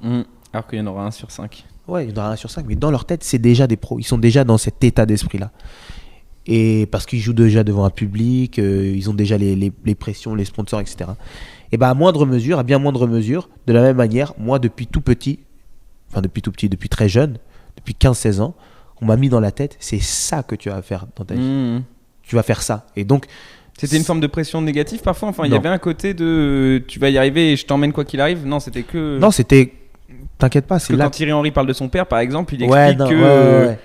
Qu'il peut marquer faire un- marquer son père, c'est Un triplé, voilà. et ouais. Faire sourire son père, c'est son but. Et si son père sourit pas, il sourit pas. Et c'est Ouais, pour ça ouais. qu'il sourit pas quand il gagne. Non, c'était pas Toi, ça. c'est pas comme ça. Parce que moi, ma mère, elle m'a poussé à ça, mais c'est pas genre il faut que tu deviennes ça, tu vois. Ouais. Elle m'a poussé à ça parce qu'elle a vu qu'il y avait l'envie. C'est bien. Ok. Et du coup, elle m'a vachement motivé. Ça a été un moteur pour moi de savoir que putain, bah, quoi qu'il arrive, ma mère, elle va me soutenir. Même si je vais galérer, C'est beau, soutien. elle sera là. C'est vrai que que Farid, ça vient de Rastafari. Ouais. Ok. Donc il y a ce côté aussi très, j'imagine quand même, sans Ouais. rentrer dans les clichés, un peu pas peace quoi. Enfin, il y a le côté de c'est pas de pression négative quoi. Genre il faut pas non Ouais, plus. bah en fait, mon père était Rasta Ok. avant. Mais le fait que j'ai Comment on arrête d'être Rasta? tu te rases la tête? Ok. Ah oui, mais c'est vrai parce que dans le documentaire Non, sur non. Marley. Ah bah non, mais parce que dans le documentaire sur Marley, le moment où il a son cancer et qu'on doit lui raser ses dreads, et bah tous les gens qui étaient avec lui dans la salle disent que c'est le moment le plus triste qu'ils ont jamais vécu de leur vie. Ouais, parce que c'est compliqué. Non, mais du Pour coup, un mec je comme pensais Bob que les Marley, dreads ça aurait pu c'est être vrai quand tu disais ça Non, parce que je savais qu'il y Rasta, avait. c'est une philosophie, tu vois. Hmm. Mais non, comment t'arrêtes d'être Rasta? Parce que, ouais, comme tu peux être vraiment très religieux et puis t'en éloigner un petit peu. Quoi. Ok. Donc, mon père était Rasta avec la philosophie qui va avec et tout. Et aujourd'hui, tu le vois, il ressemble juste à un papa. Hein. Ok. Mais mon père, tu vois, mes parents, c'est aussi un truc que j'essaie d'exploiter sur scène. Mes parents, ils sont venus en France, comme la plupart des immigrés, pour que nous, on ait un meilleur avenir. Parce qu'ils savent qu'ils vont avoir des enfants et ils se disent, déjà, eux vont avoir un avenir meilleur, eux en tant qu'individus. Et ils savent que s'ils ont des enfants, ce sera mieux pour eux. Donc, moi, mon père était très pragmatique. Et mon père, il est reparti au pays quand il s'est séparé de ma mère, quand moi, j'avais 11 ans. Et donc, évidemment, j'ai toujours gardé contact avec lui. Il est revenu quelques années plus tard. Là, en ce moment, il est en France. Mais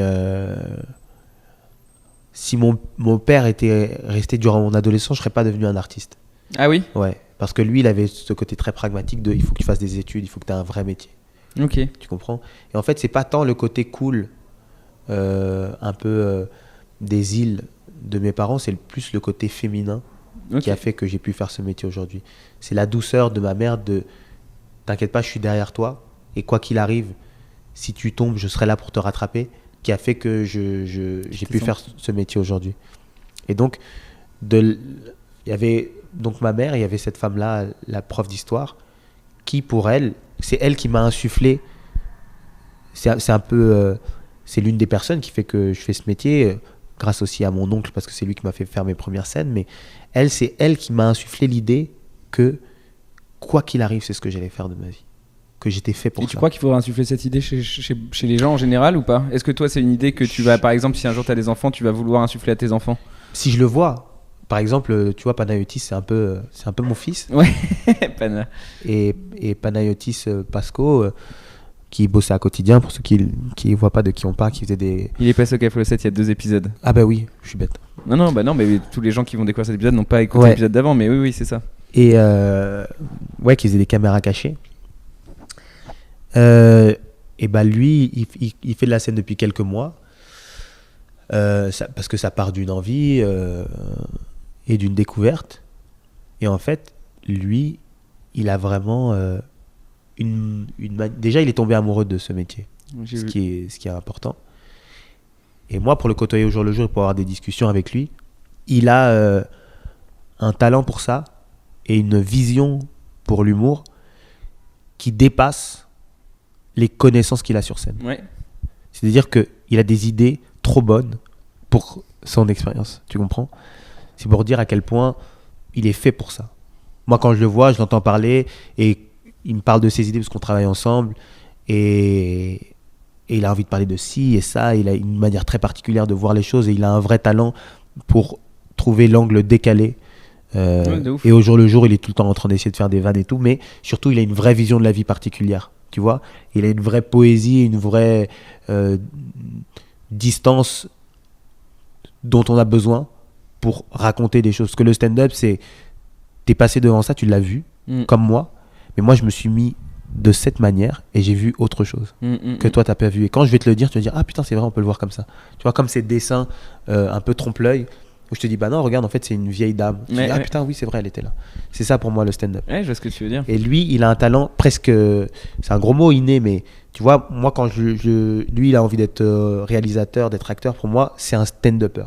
Mais vraiment, c'est un truc genre, j'ai l'impression que c'est Kylian Mbappé, sans exagération. C'est-à-dire qu'il a tout déjà en lui, juste il ne sait pas comment faire. Bah, il faut qu'il en fasse. D'accord. Il y a le temps, il y a un temps à prendre qu'il n'a pas encore pris, mais c'est un temps long.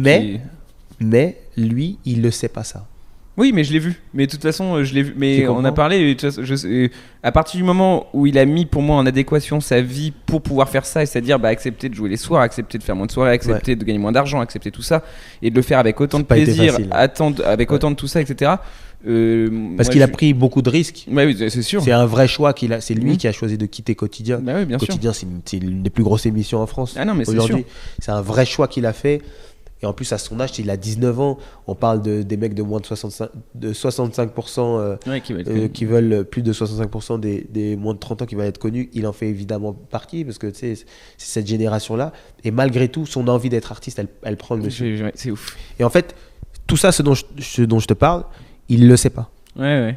Et lui, par exemple, dans ce cas précis, on a besoin de lui insuffler l'idée que t'es fait pour ça. Donc on en parlait tout à l'heure, c'est ce côté, tu vas quand même aller pousser chez des gens ce côté de vas-y quoi. Quand tu le vois, il faut. C'est même pas vas-y, c'est ne t'inquiète pas. Après, t'as tes croyances et tout, et moi je crois pas du tout au destin. Mais il y a un truc de c'est pour ça que t'es fait. Tu crois pas au destin ? Non. C'est quoi du coup ? C'est une accumulation de choix ? Je pense que c'est une accumulation de vécu, de direction que tu prends. Mais tu sais, pour moi, si tu es venu pour vivre une histoire qui a déjà été écrite, bah, ça aurait pas d'intérêt. Mais ça, c'est ma perception des choses. C'est intéressant. Pana, je pense que c'est ce genre de personne, et lui, concrètement, vu qu'il le sait absolument pas, et il se sent jamais légitime dans l'idée de le faire, et ben c'est typiquement le genre de personne à qui tu dois mettre dans la tête, t'inquiète pas, quoi que tu fasses, tu vas arriver à ça, parce que tu es fait pour ça, et ce que tu vois que tu admires chez les gens, les scènes que tu vois qu'ils font, les publics que tu vois qui brisent, les applauses, les rires que tu vois, et la puissance qu'ils ont sur scène, ça, tu vas l'avoir. Ouais, donc prends ton temps. Et donc, elle m'a insufflé ça dans la tête, à savoir, et moi c'est un truc que j'ai plus ou moins accepté, parce que genre, cette personne, elle croit vraiment que, tu sais, elle a 40 ans, genre, elle est pas folle, elle part dans un rapport de drague, tu comprends, elle voit ça chez moi, elle est pas bête, elle voit ça chez moi, c'est qu'il doit y avoir quelque chose. Donc très tôt, j'ai eu dans la tête que c'est ça que je vais faire quoi qu'il arrive. Ouais, c'est beau. Donc la cigale, je la remplirai à un moment donné. Des affiches, je les aurai. Je sais que j'aurai une colonne Maurice. Je disais à Malcolm to the World du Whoop, à l'époque, j'étais même pas encore dans le Jamel Comedy Club, je disais dans 2-3 ans, je remplirai la cigale. Ok. Et ça c'est arrivé 2 ans après. Ouais, mais de toute façon, le pouvoir de la prière, enfin le pouvoir de se mettre des choses en soi pour pouvoir y arriver, ça, j'y crois beaucoup. Mais c'était même pas dans un truc de souhait ou quoi, ça va arriver, quoi qu'il arrive. Donc une fois que ça arrive, cette histoire d'être connu, d'avoir de la notoriété, bah, c'est pas une fin en soi. Ça, je sais que ça allait arriver. Ça devait arriver, ça va arriver. Maintenant, l'idée, c'est jusqu'où moi je peux aller artistiquement. Ouais. À quel point il y a une limite ou pas? Pas. Je sais pas, mais c'est à quel point moi c'est ma volonté première, c'est un truc très égocentré de vouloir marquer l'humour français. Ouais. C'est de se dire, bah à un moment donné, si je parle de l'humour en France, bah je parle de Fary. Tu comprends? En partant de Desproges jusqu'à Kev Adams, bah entre les deux, c'est vraiment, ou plutôt de Coluche jusqu'à Norman fait des vidéos, je sais pas. Non, c'est le plus proche, tu vois. À un moment donné, dans l'histoire de l'humour français, on parle de Fary. Ça, c'est mon premier objectif. Et artistiquement, encore une fois. Et le deuxième, c'est donner cette image que moi j'ai, donner mes yeux pour que les gens puissent voir le stand-up comme moi je le vois. C'est-à-dire quelque chose de tellement beau, de tellement poétique, de tellement malin. C'est tellement malin, je te jure. J'écoute des trucs, je me dis, mais comment c'est possible? À quel point tu sais, pour moi, c'est des tours de magie. Ces mecs sont tellement intelligents. Il y a un truc tout con, c'est qu'un mec drôle, c'est pas forcément un mec intelligent. Mais un mec intelligent, c'est souvent un mec drôle. Tu préfères être intelligent ou drôle? Moi, je préfère être intelligent. Ok.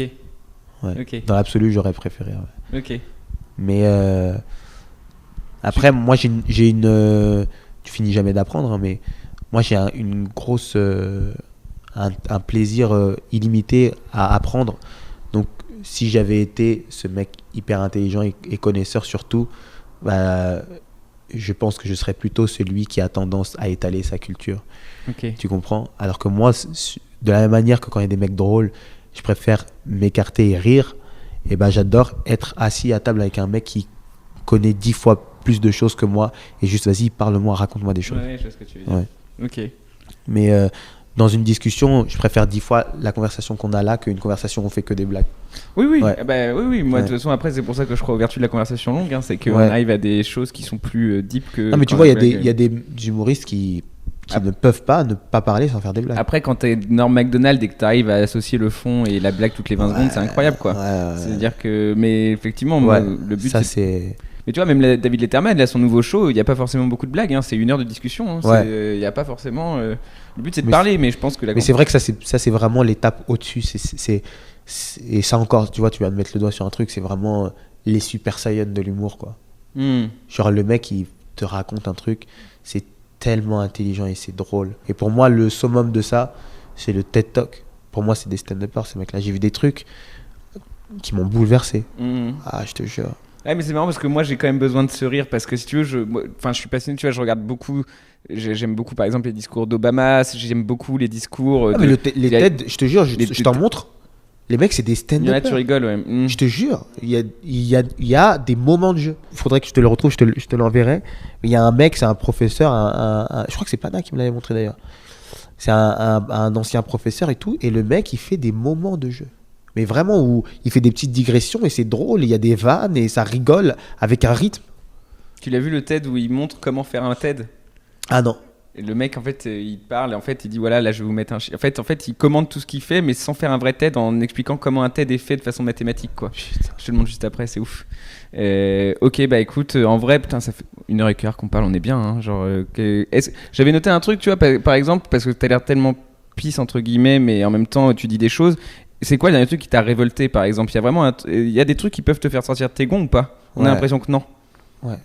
Ouais. Ouais, il y en a, bien sûr. Non, mais on a l'impression, même, enfin, le monde d'aujourd'hui est révoltant, donc j'imagine bien que t'es pas insensible à ça. Je parle pas d'insensibilité, mais un truc qui va faire que tu vas exprimer de la colère, quoi.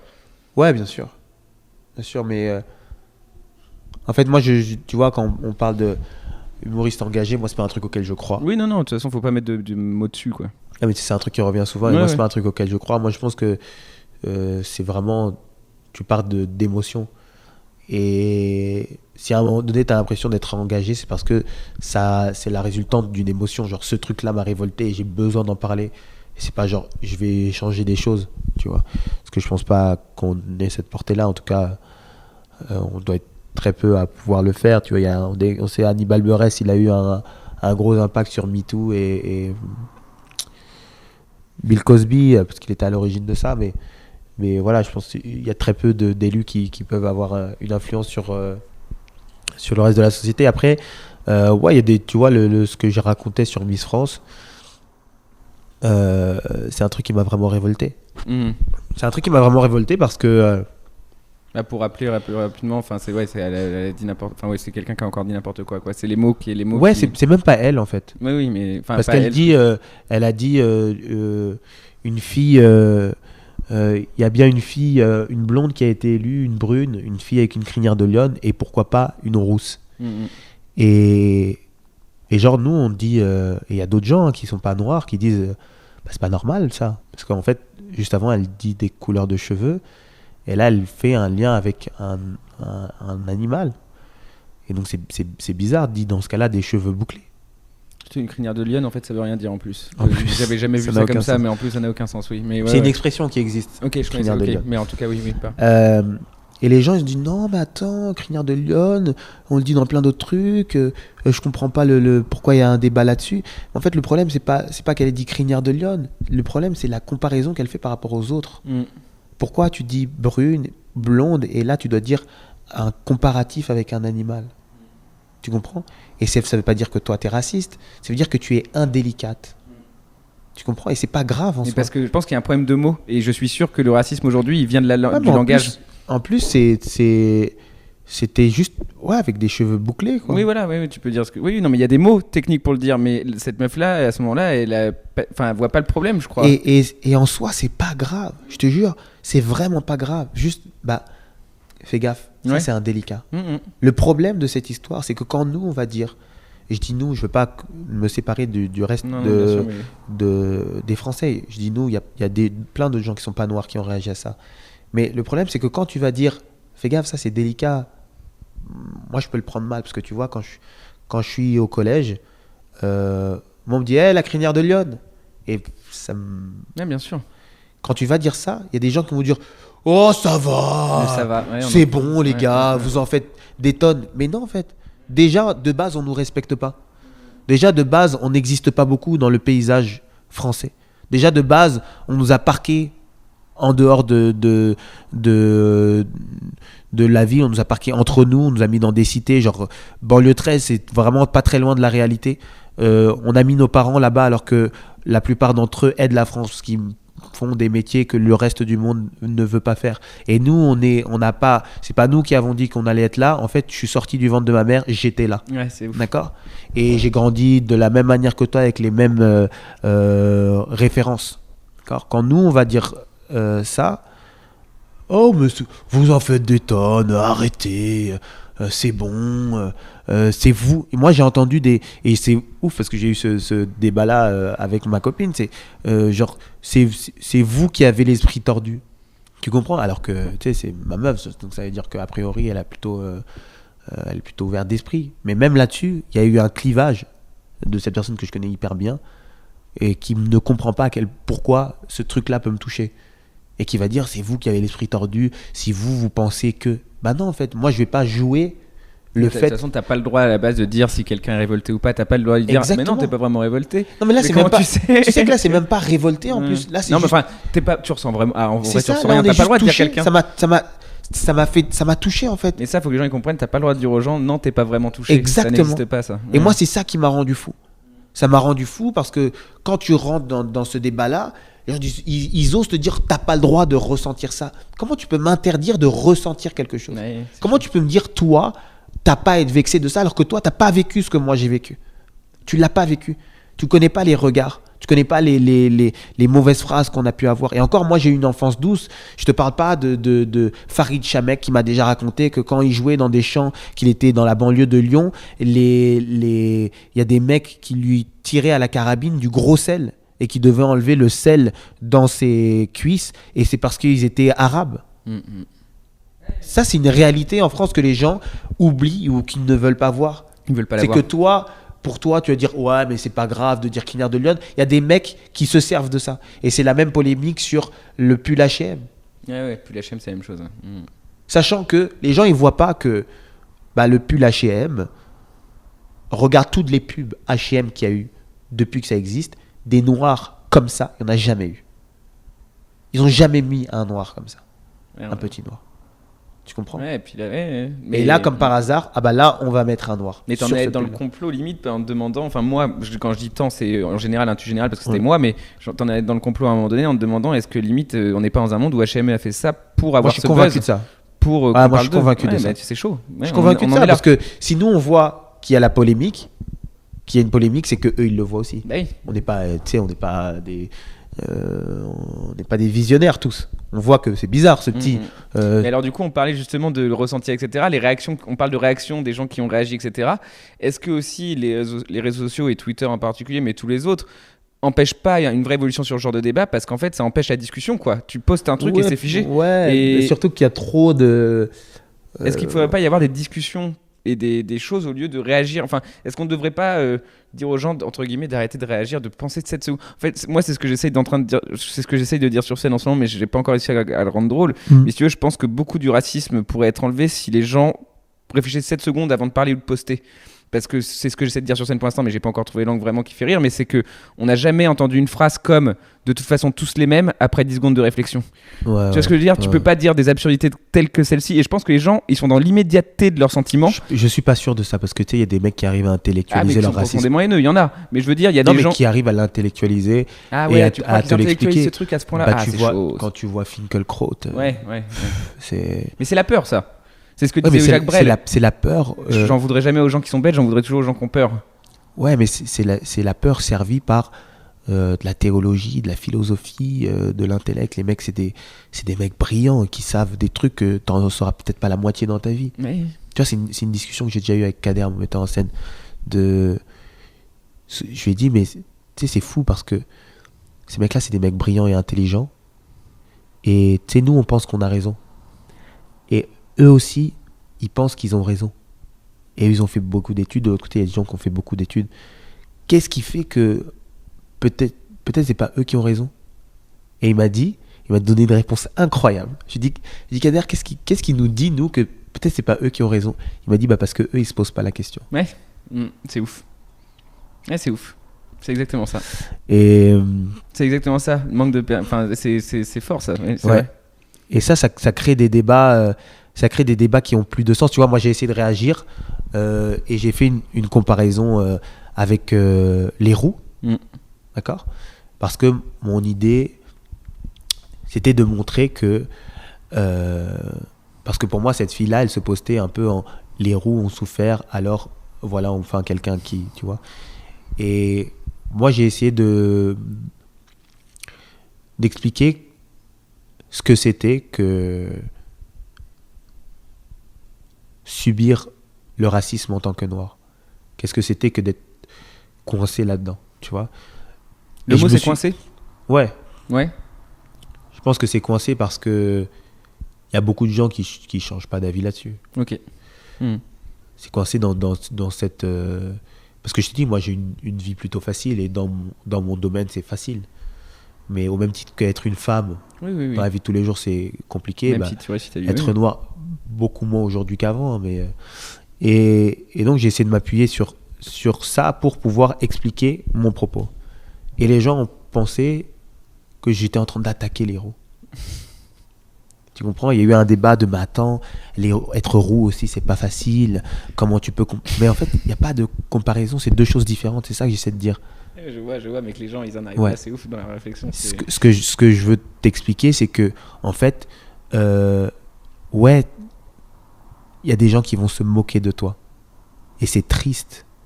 Mais nous on ne vit pas de la moquerie. Nous on vit du racisme.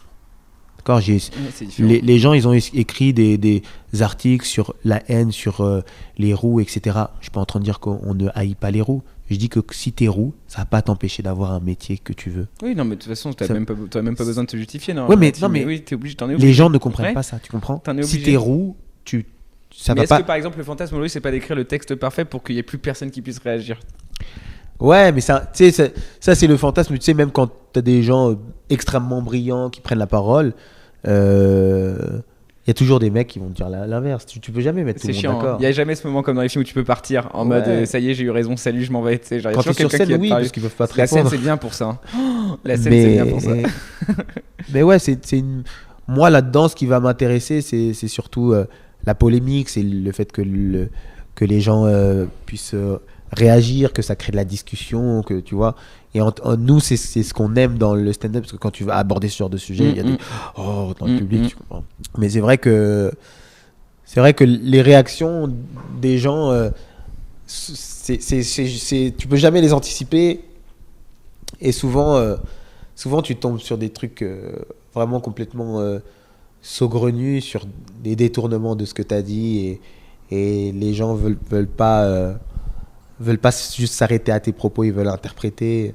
Tu vois, par exemple, ce truc-là sur les roux, moi, dans le texte déjà, je dis et si le fait que je puisse dire ça vexe des roux, je m'en excuserai. C'est vrai que tu le désamorces. Et même ça, tu vois, la vidéo est disponible d'ailleurs sur ton... Ouais, elle est là, tu l'as tournée, mais c'est vrai que c'est ouf. Et ça c'est vrai en plus. C'est que moi, je dis, si moi, en faisant ça, je suis dans la même posture que Miss France, j'en suis désolé. C'est vraiment pas mon but.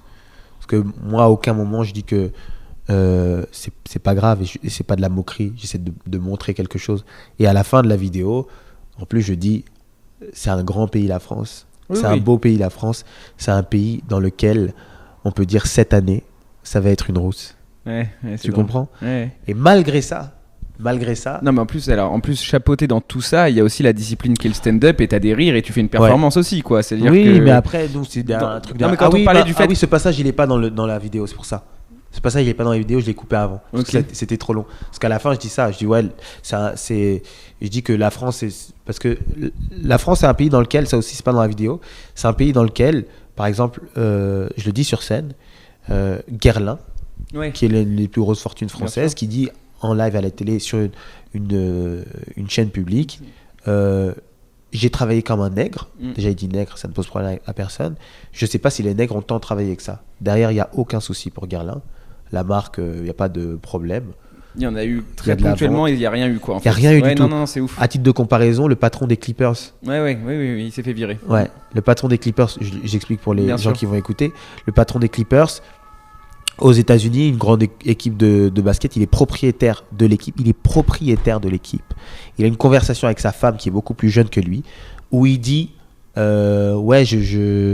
t'as mis des photos avec des noirs, je veux pas que tu mettes des photos sur ton Instagram avec des noirs, je veux bien que tu traînes avec, que tu rigoles avec, je veux pas que tu mettes des photos. C'est une conversation privée qui a été interceptée, et à cause de ça, de cette conversation privée avec sa femme, où il dit pas les noirs, il dit j'aimerais pas que tu t'affiches avec eux.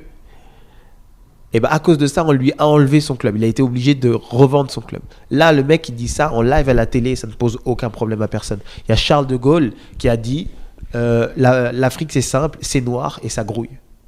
C'est de ça qu'on parle. Charles de Gaulle qui est un monument français. Mais qu'est-ce que tu penses de l'angle de Bill Burr d'ailleurs là-dessus quand il dit mais qu'est-ce que vous pensez qu'il pensiez? Tu sais, quand il parle de ça et il dit je rappelle, c'est juste que c'est plutôt des gens plutôt vieux qui disent tout ça. Il dit il est vieux. Il a 60 ans, évidemment, qu'il a pensé ça. Et il dit, et encore, je le trouve cool. Parce qu'il a dit, tu peux sortir avec, tu peux parler avec eux. Mais je veux pas que tu prennes. Tu peux frauder ton ventre avec eux contre eux si tu veux, mais tu ne traites pas sur Instagram. Ouais. Mais, et après, il y a le tag en mode. Et pour Facebook, j'en ai rien à foutre de Facebook, c'est juste Instagram. C'est exactement ça. Mais effectivement, il y a ce côté. Alors peut-être ça c'est une dernière prise de réflexion, mais moi j'avais lu une analyse que je trouve dingue où on parlait de l'échec scolaire latent en ce moment des gens plus jeunes. Et en fait, il y avait une sociologue qui analysait ça d'une façon hyper intelligente en disant qu'en fait le problème ça vient pas des programmes, ça vient pas des enfants, ça vient du fait qu'aujourd'hui les gens de 40-50 ans qui sont profs ne parlent plus la même langue que les gens qui ont 10 ans. C'est-à-dire qu'il y a ils se comprennent plus. C'est un monde trop différent. Et que si tu veux, moi j'ai un pote aujourd'hui qui a 27-28 ans qui s'appelle Clément, qui est prof de sport à Paris. Et il est dans un collège qui est censé être difficile. Et c'est un prof adoré qui fait trop bien son job parce qu'il a 27 ans, qui comprend les gosses et qui peut leur parler bien en sûr. Mode. Et il dit il y a un problème de compréhension entre les anciennes générations et les nouvelles et qu'en fait tout va s'affaisser. Alors je souhaite pas la fin de ces générations plus vieilles parce qu'il y a mes grands-parents dedans et les gens que j'aime dedans. Mais ils disent que ça va s'améliorer avec le temps parce qu'on va pouvoir se recomprendre en fait. Ouais. Mais il y a aussi, pour moi, le grand problème de l'éducation, c'est un truc aussi que j'essaie de traiter sur scène. Le premier truc, c'est qu'à long terme, il y a des niveaux, des gens qui sont dans des niveaux sociaux qui ne peuvent pas accéder aux grandes écoles. Parce que les grandes écoles, c'est une oligarchie en fait. Bien sûr. Aujourd'hui, ils sont autofinancés en plus parce que c'est ce que m'expliquait aussi le mec qui me parlait du village monde. C'est que aujourd'hui, ils font appel aux anciens élèves qui sont tous millionnaires ou milliardaires pour faire des dons. Et chaque année, ils reçoivent des millions de dons. Donc, parce qu'à la base, c'est des écoles qui sont payées par nous, l'ENA, tout ça. Et dans laquelle il n'y a que des riches. Et aujourd'hui, c'est des riches qui cèdent entre riches, quoi. Ça, c'est le premier truc. C'est pour les grandes écoles, c'est autre chose, quelque chose de très précis. Mais le premier problème, pour moi, de l'éducation en France, je ne vais pas me poser en pro de la question, mais c'est les devoirs à l'école. Parce que quand tu fais les devoirs à la maison, tu sais, on parle de la société dans laquelle on est, le capitalisme comme étant un système dans lequel tout le monde peut gravir les échelons parce que on est tous égaux au départ et c'est pas vrai. Parce que si à l'école, toi quand t'apprends, t'as d'autres choses à apprendre chez toi et chez toi, t'as pas les mêmes personnes pour t'apprendre, forcément tu pars pas du même. Mais de toute façon, moi tous les politiques que j'ai aimé à un moment donné, enfin, et quand je dis tout, c'est Obama, que je pourrais résumer à Obama.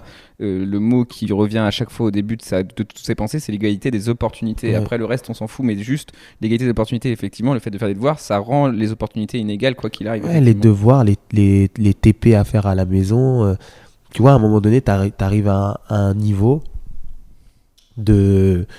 Moi, ça arrivait très vite, genre, tu sais, moi, ma mère, elle allait jusqu'en 4e, 3e, je crois. T'arrives à un niveau où les gens autour de toi ils peuvent pas t'aider, tu vois. Et ma nana elle me racontait ça, elle était dans un lycée privé dans le 16e et déjà c'est pas du tout le même cursus scolaire que moi, hein. Moi il y a un ou deux profs dans ma vie que j'ai trouvé génial et que j'ai adoré. Le reste pour moi c'est pas des gens qui étaient passionnés. Elle me dit j'ai rencontré que des profs passionnés dans ma vie. Donc déjà tu vois en fonction de l'endroit où t'es, l'éducation est différente. Et en plus de ça, elle me disait, elle qui était déjà dans une école déjà un peu élitiste, elle me dit, il y a une de ses amies à elle, donc vraiment fille de blindé et tout, qui avait un prof spécialisé de maths pour elle quand elle rentrait à la maison, et ce prof de maths, c'était leur prof de maths. C'est ouf. C'est vraiment, même dans l'élite, il y a une... Donc toi, quand tu es dans une école et que tu rentres et que... moi, c'est pas mon cas, mais quand tu rentres et que tes parents ils parlent même pas bien français, c'est sûr que tu vas pas aller très loin. Il n'y a pas beaucoup d'opportunités pour ces gens-là. Et donc, quand tes résultats ils dépendent du travail que tu vas fournir chez toi, bah forcément, l'égalité, elle est biaisée. Or, si tout se passe à l'école, et tout dépend du savoir-faire du prof et de la passion qu'il va y mettre, bah ça change un petit peu les choses. C'est sûr. Ouais. Bah écoute, putain, on a parlé longtemps et c'est C'est trop vrai, bien. trop Je suis trop content. Non, bah y a pas de trop, c'est bien du podcast et je C'est vais dire vrai. ça va durer longtemps et les gens ils écouteront ce qu'ils vont écouter et la longueur C'est qu'ils cool. vont écouter. J'aimerais finir au moins sur un truc vraiment au tout début là que t'as dit et que j'ai retenu parce que ça m'a fait marrer où tu dis que t'es fou de Paris. Et je trouve Ouais. qu'on a un discours de plus en plus de jeunes de nos âges qui veulent quitter absolument Paris. Il y a un discours de rejet de Paris. Du coup, j'aimerais bien finir sur une note positive sur Paris. C'est cool, d'où vient cet amour de Paris? Parce que je trouve ça cool, j'entends de plus en plus de gens, Ouais. je vais aller à Bordeaux, je vais quitter la France, je vais quitter le machin. Putain, de dire que Paris c'est une ville bien et c'est cool, je pense que ça fait du bien d'entendre ça. Je pense que ça s'explique par le fait que on est dans une culture qu'on veut garder vraiment notre vision des choses ici en France, et que Paris, ça représente bien ce truc-là, parce que après, c'est pas la fenêtre de la France, mais comme je disais tout à l'heure, tu voyages et tu te rends compte que les gens sont différents dans leur rapport. Après, il se dit que l'Américain, tu le croises, il est hyper cool, il te dit plein de choses, mais derrière, il n'y a rien de solide. Tu vois, donc ça aussi, il y a un côté très façade auquel il faut réfléchir. Mais c'est vrai que là, j'étais au Sénégal et en Côte d'Ivoire, les gens, ils sont... et pareil à Dubaï, les gens sont pas du tout pareils. Ouais. Tu sens que il y a vraiment un côté très humain que tu ne retrouves pas à Paris. Je pense que c'est pour ça, quand tu es jeune, tu as ce besoin de pouvoir échanger avec n'importe qui, parler avec des mecs que tu connais pas, commencer une soirée avec des gens, le finir avec une autre, tu vois. Et je pense que c'est pour ça qu'il y a ce truc sur Paris. Mais tu vois, il y a quand même un romantisme qui s'échappe de cette ville qui est assez hors du commun. Moi, je pense que c'est un truc aussi que tu peux voir quand tu prends pas le métro. Ouais. Tu vois, moi, quand j'étais ado et enfant, je détestais Paris. Parce que je voyais ça comme une fourmilière. C'était pour moi Aubert, Gare de Lyon, Nation, et sortir, et dans plein dedans les gens, alors que moi, où je suis, il y a des grands espaces, tu vois, dans le 94.